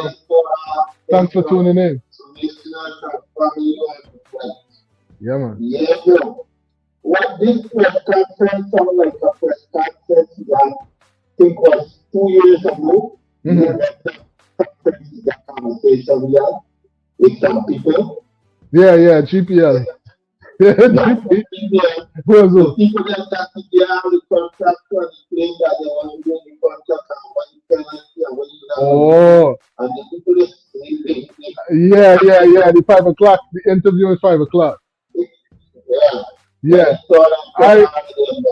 I I saw. The people still how much money to still in get penalized, and all these other contractors.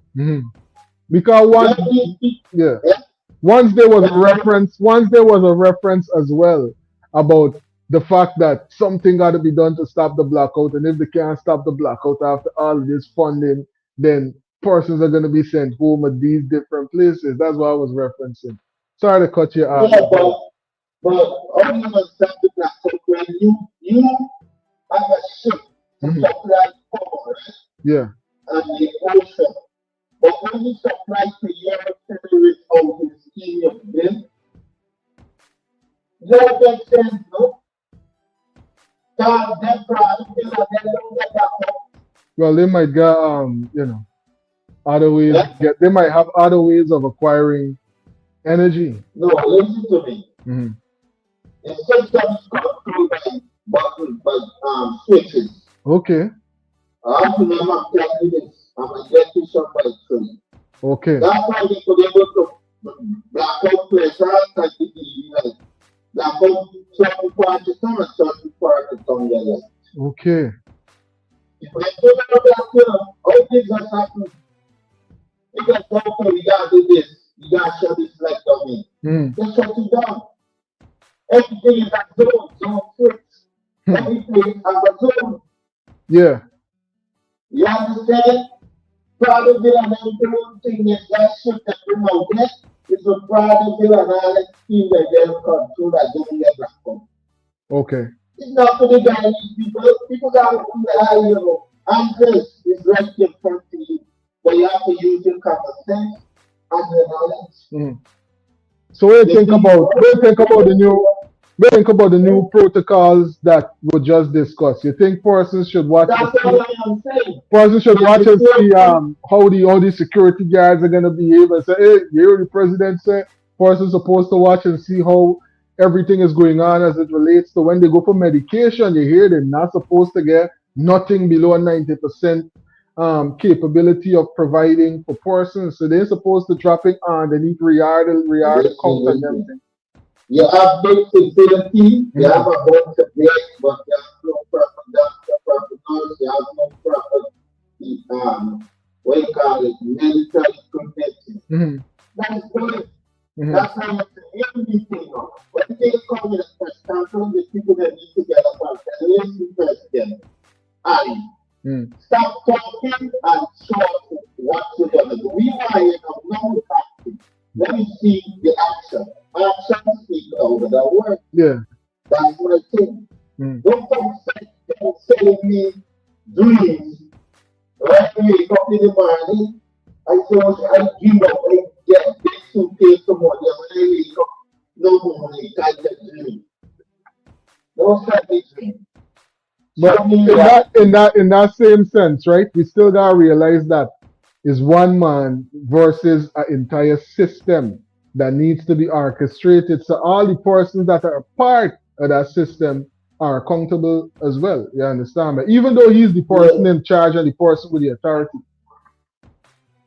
But who you think that enforce it? Real thing. No, you benefit them. If they gotta listen to what you say, if you don't enforce it, just go up the high and they keep doing what they want, right? Real thing. He is the man, he's the head of state. He and Jabio. And he and Jabio need to come and take initiative of everything that's coming and telling people and promises a comfort to our food. I want to see action, and the Guyanese people should start speaking for action. You have been all these things, but nothing is all in Parliament right now, in the street, nothing is happening. Open Parliament for a 4-hour closing or a 2-hour closing, just to show the international community and they hold up to the agreement when they say, come on, bro. We don't listen. People like me, you, and this platform. We see where these people coming from before they need to come through the door. We are seeing the going before they need to lead through the door.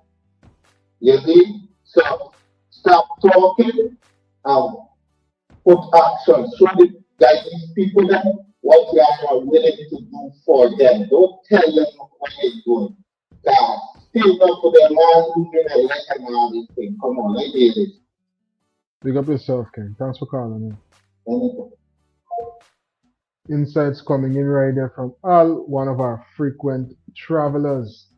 What are your views, Delta 9 travelers? Remember, every time we're live and we're connecting with persons all over the globe, always remember this, that Samsung keeping us connected no matter where in the world. Samsung, keeping us connected no matter where in the world we're located. Samsung, keeping us connected no matter where.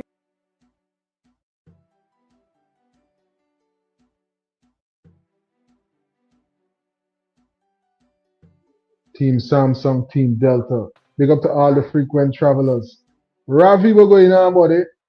Ravi is saying Guyana needs an opposition, not David, Hines, Mohammed, and the PNC. Wait, man. So we're trying to say the opposition is no opposition, Ravi, because you're calling out a lot of different persons that are in the opposition. You say Honorable Dr. Hines,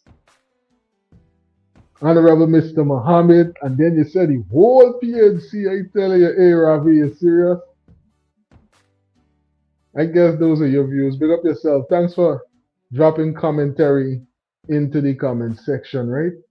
We're gonna hear some more of these details coming in definitely from the president before we hear from the opposition leader himself. And this is critical for us. We are building a world-class healthcare system, not only by the level of service and amount of service we offer, but also by the way we care for our patients, by the way we treat patients, by the way we manage, by our level of transparency and accountability. Our goal in this new system is to minimize loss through exploration, damage, and overstocking, to minimize it to below industry standard. We know there are certain things that you can't avoid stocking, that you may not use, whether it's venom, anti-venom, some of these things. But that is controlled by the MMU.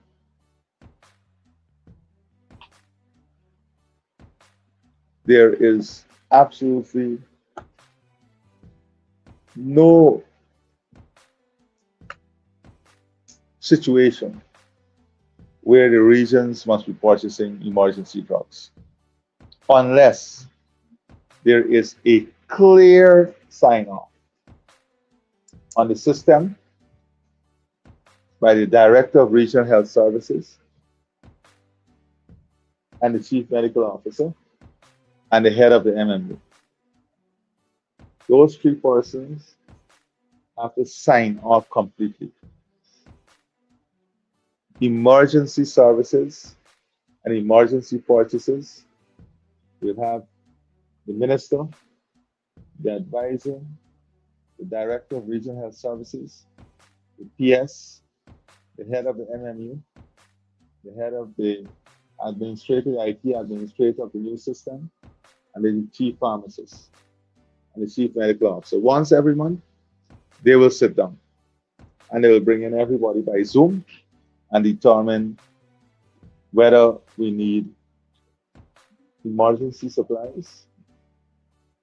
And this is not only for Ministry of Health. This is across the entire health ecosystem of the country. Georgetown Hospital, all our regional hospitals. Am I clear? Yes. On the 1st of July, this system will go comprehensive. It's already live. But on the 1st of July, every other system will be collapsed out of operation, and this will be the only system in operation from the 1st of July. Currently, they're completing training. in some regions. I know we have to make some changes and in regional health officers, we have some movement and make some appointments. That will be done. We're having discussions around that. In every single region, we have to have the IT support staff assigned. I'm going to go into details with that.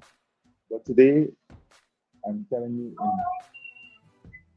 with great clarity that quality healthcare is about customer service, patient management, facilities management.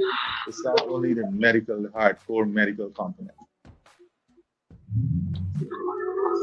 I've also said very clearly that the disparities that exist during the salary adjustment in terms of doctors, nurses, consultants, that will be dealt with.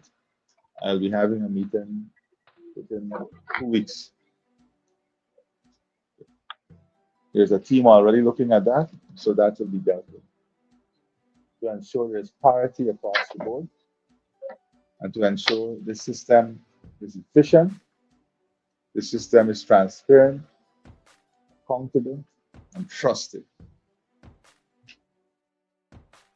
All right. So we got some of the details coming right there from the president himself. Developments, certain steps that will be taken to make sure that the healthcare system runs more effective, right? You heard in the beginning, if persons don't stick to this protocol, definitely people are going to be sent home. But we would have heard this before, but let me hope that it ain't got reached to the plus. Let me hope that we could get the healthcare system that we really right now deserve way better, right? And the one that we're kind of paying for with all of the finances that coming in from the budgets and different things that would have already been allocated into this ministry, you know? And while we're doing all of that, what about the nurses, the doctors, and the medical specialists that are part of these facilities? Could they get a little raise so that more persons are going to want to come out and be a part of this necessary ministry, right? And locals are not going to try to seek overseas employment, adding to the already present brain drain? Could they get an increase in benefits, right? As a part of this bundle and a part of the things them that are being implemented? A larger benefit package, more money when the month come. Yeah, you get a lot of personnel.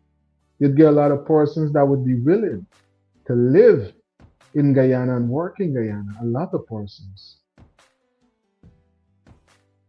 Big up to all the frequent travelers right now in the chat. Let's see what's going on with the travelers in the chat right now.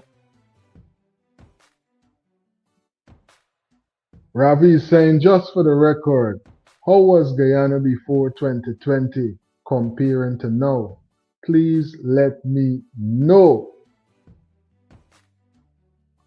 Y'all hear that question that Ravi is posting in the chat? Ravi is saying, just for the record. And you could drop it in the comments live, or you could drop it in the comments. And I'm definitely going to respond in the future if you're watching this in the replay, right? He's saying, just for the record, how was Guyana before 2020 comparing to now? He's trying to understand, was really, you know, the perspective. He's trying to get some other perspectives on it. Merle, thanks for tuning in. Rasta Empress is saying, she's having a conversation with Ravi. Marcia is highlighting these details. My daughter-in-law transcended because the hospital treatment to patients. Wow. I'm gonna go that again. My daughter-in-law transcended. Why? Because the hospital was treating patients like animals. And I had to open my mouth, telling you I had to abuse them out, Marcia. Hey, hey, hey. Well, let's hope that there's a hotline and you know something to facilitate persons actually. Well, look, everybody got one of these. And if the president is saying if you don't follow the protocol, then there will be penalties, then make the video, highlight what's going on, moving forward. But that's a sad situation you just highlight right there, Marcia. And my condolences to you and the family, the loved ones, on your loss.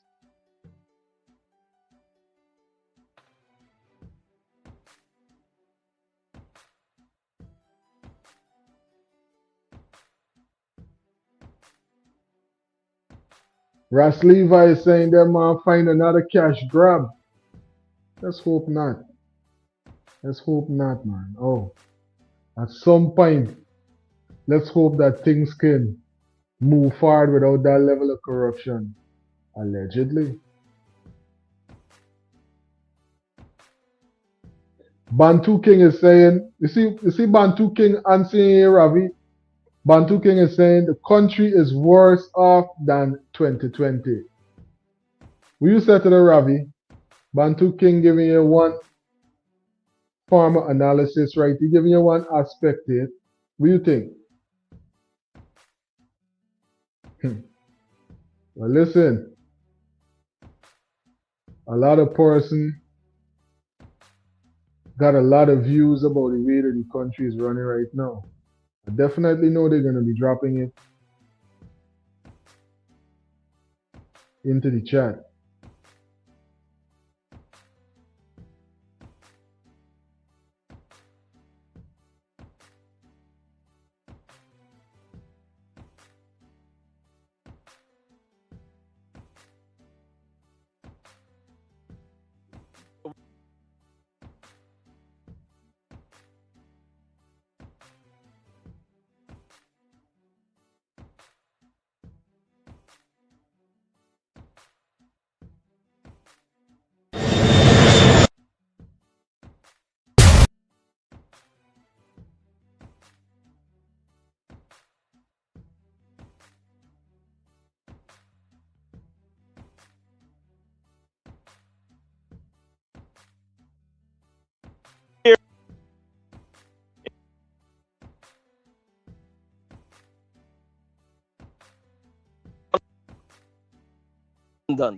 This is what corruption looks like under the Wales Fire Station was completed in 2023 at a cost of approximately $100 million, including the station building, fence, and reservoir. 3 years later, it remains unstaffed, non-operational, and abandoned. This is what corruption looks like under the PVP. Here is another example of wasteful spending and poor planning by the government. Taxpayers' money was invested to build a fire station for the residents of Region 3, but the people received no benefit. The black water tanks around the compound have collapsed and are now flat on the ground. Sections of the building ceiling are falling in. Overgrown bushes and vegetation have taken over the reservoir and the fence. This fire station serves no purpose if it is not commissioned, staffed, equipped, maintained, and put into operation. The PVP has abandoned this building, allowing it to deteriorate, instead of providing emergency services to the people of the West Bank Demerara. Minister of Tins Onij must explain why the Wales Fire Station has never been fully operationalized, who is responsible for its current state of disrepair, and when will the people of Region 3 can expect this taxpayer-funded facility to finally begin serving the purpose for which it was built. Well, I'm telling you,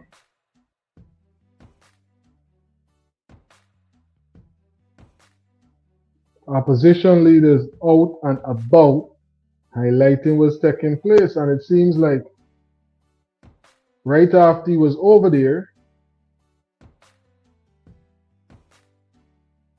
Mr. Mohammed didn't come out and stand up for the people them and talk, things don't happen. Watch, for years this place built and left abandoned, sheer bush. As soon as Mr. Mohammed go out and talk, stand up for the people them, we're getting a little bit progress. See they start cleaning up the place. Men at work.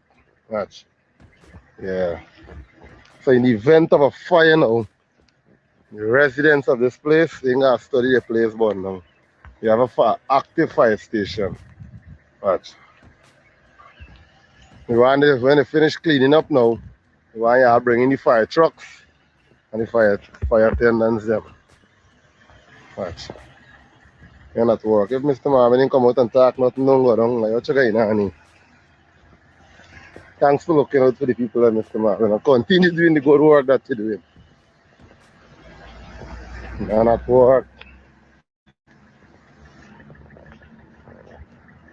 Yeah, I can see progress going on in the place.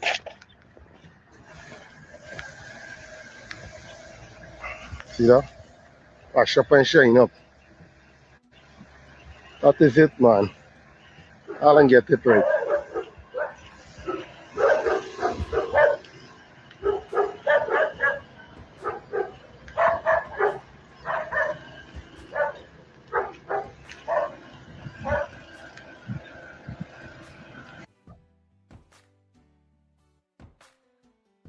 progress, right? And at least it's a good thing to see that that building that looked relatively new is definitely not going to go to waste. But even in the video of itself, there was a car that was parked in there, and I'm saying, you know, it seems like if somebody's there going there, but the maintenance, what's going on? We want spending all of that money on infrastructure and then gonna come and build back this and all kind of things could have been, you know, maintained better. So we ain't gotta keep digging in your pocket to just keep rebuilding, repairing things that is unnecessary.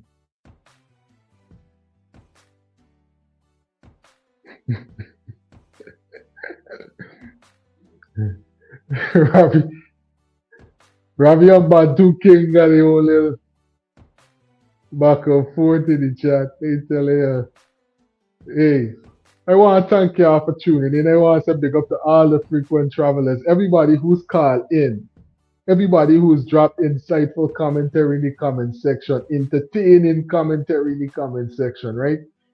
You, the travelers, the persons that come on to the live, that comment, you know, make the live what it is.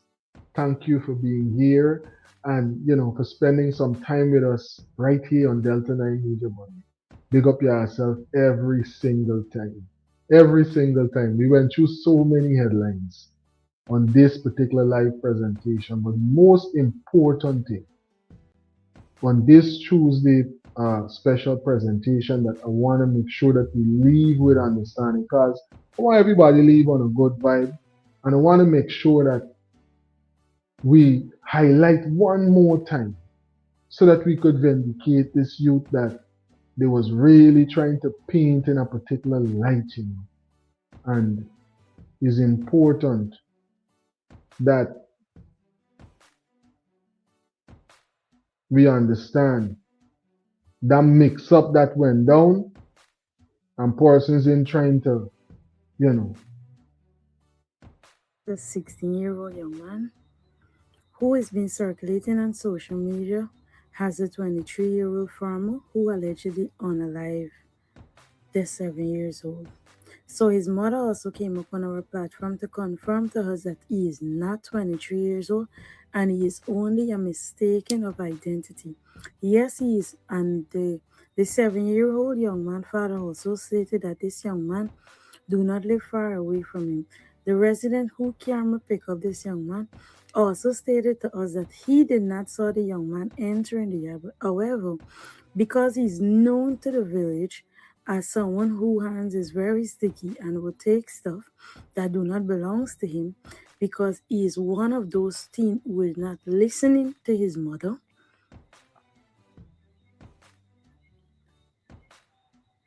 he was the one who was being arrested. However, family member also had sent us video with this young man stating, or the alleged family member sent us video stating that this was the young man who went into the home. Do not know why would somebody want to circulate the video of this young man only to cover up, knowingly that this young man was not the person that entered into the home, because of they saw the CCTV footage camera that he did not enter the home. However, today it was confirmed on our platform by his mother and stepsister that he is 16 years old and he is not the suspect, nor is he in police custody anymore for the unaliving of the 7-year-old. So let us just wait and see who is the alleged family member video that will be released for unaliving. We're only making this video because we know many persons are probably angry and would harm this child if they eventually see him in a place thinking that he was the one who unalived the 7-year-old, but it was not him. Hey guys, quick update. So this young man is a 16-year-old young man who has been circulating on social media as a 23-year-old farmer who allegedly unalived the 7 years old. So you get a chance to see it there again, Delta 9 travelers. Share this live. Highlight the developments in these headlines and updates and everything that we would have dealt with right here on this live presentation. We've been live for more than 2 hours now. Did you take a couple of seconds yet, Delta 9 travelers? You take a couple of seconds yet and make sure you thumbs up the live. Thumbs up the live, buddy. Thumbs up the live. It don't cost you nothing to hit that thumbs up button. That's the free way how you can support Delta 9 Media.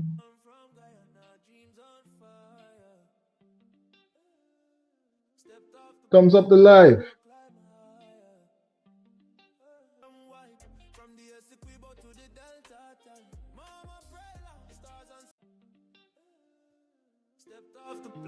So climb higher.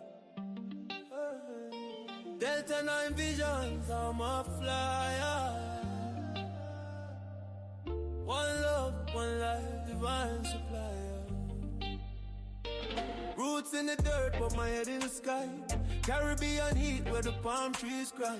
Sweat up the brow, build a kingdom wide. From the Essequibo to the Delta time. Mama pray loud, stars answer our car. Immigrant hustle, never scared too far. Dollars and dreams, but I'm counting my soul. Patriots blood in my veins, we hold. One love, we rise, no fear inside. Hands to the heavens, blessings collide. Thankful alive, the present divine. One love, one night, forever alive. Planting on the stove, incense in the air. Ancestors whisper, they always there. Lion our spirit, men full of prayer. Trials and triumphs are weary like flare. Delta 9 meditations, my mind on peace. Breaking chains daily, my soul released. Caribbean rhythm, my body unleashed. Thankful for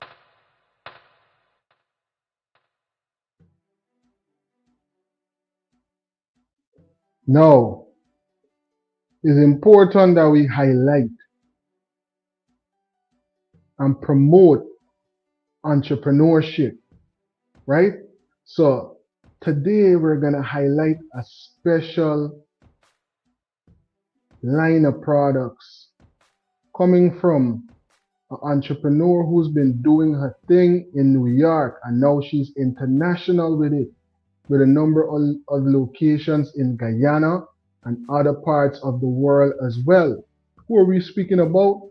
We're speaking about Omifa Organics, right? And she's about to highlight some products that are plant-based for us that can help with a number of things, right? We're gonna get this information coming from one of the persons that's been using the product for a while, and definitely the barcode is right there so you can scan and you can support a Guyanese product. You can support entrepreneurship. We can support one another and build real enterprise internationally. Yeah, let's hear these details coming from a satisfied client. As you can see, both sides of her head in the corners is very thin. And that is the reason why she shaved her head, because she wanted her corners to grow thick also after her braids fell out. As you can see, her hair begins the growth process journey. And here we are continuing the journey of her hair growth. Luscious, thicker, stronger, fuller hair, as you can see. Yes, the banana oil that Omifa Organic sells does this. Yes, as you can see again, here we are. Keep it going. All you got to do is be consistent. And just imagine if she had added that banana shampoo and conditioner to the routine with the banana oil. Just imagine how much longer and fuller her hair would have been or could have been. Don't let that be you. Grab the banana shampoo and conditioner today. Do not delay. This is where you can uplift your products from if you are in Guyana. Berbice, Georgetown, and Linen location is provided. Pickup is provided by calling the number above in the United States. We also ship all across the United States and all across the world, including the UK. Yes, grab the Botanic shampoo and conditioner while it's on sale. Don't walk, run. Telling you, big up to Omifa Organics. That's the barcode that takes you straight to the website. Definitely let them know Delta 9 Media. Shout to them out, and he's saying, listen, get yours today.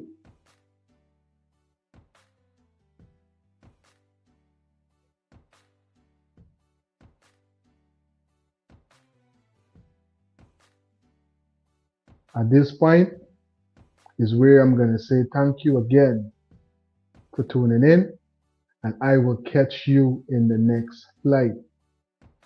Definitely we're going to be live at 6:30 tomorrow, but you never know. We're definitely going to have uploads, but we might come live before. So make sure that you're subscribed. Hit that subscription button, buddy. It don't cost you nothing, but it will keep you connected with everything trending in Guyana and in the diaspora. Listen, we got so much content to upload and so many pre-recorded pieces of material that we want to get into. Plus, there's this special conversation that Big Smith had an interview recently.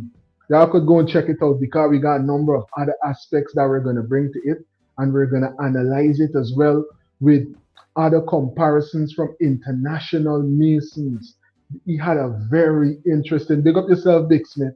He had a real interesting interview with some masons that came through, and the brothers was giving different insights on different things. Check out that interview. We're going to talk about it tomorrow on Wisdom Wednesdays.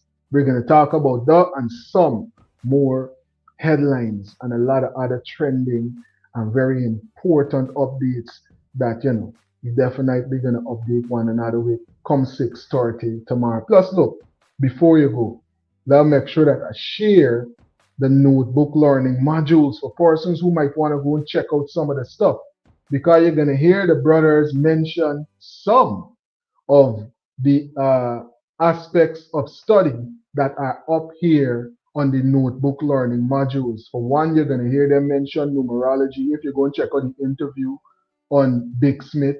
You're going to hear them talk about astrology. You're going to hear them mention Gnosticism. They didn't speak about the straw man, but it's important that you understand the straw man because that goes into trust law and all of these other things that even Honorable VP Jack Dio was starting to highlight, and then we heard the Honorable Attorney General was highlighting the fact that we're about to get into this different aspects of trust law and stuff like that soon in Guyana. So check it out, understand more about, the aspects of your own present divinity. Big up to all the travelers. And again, one love. I'll catch you in the next flight.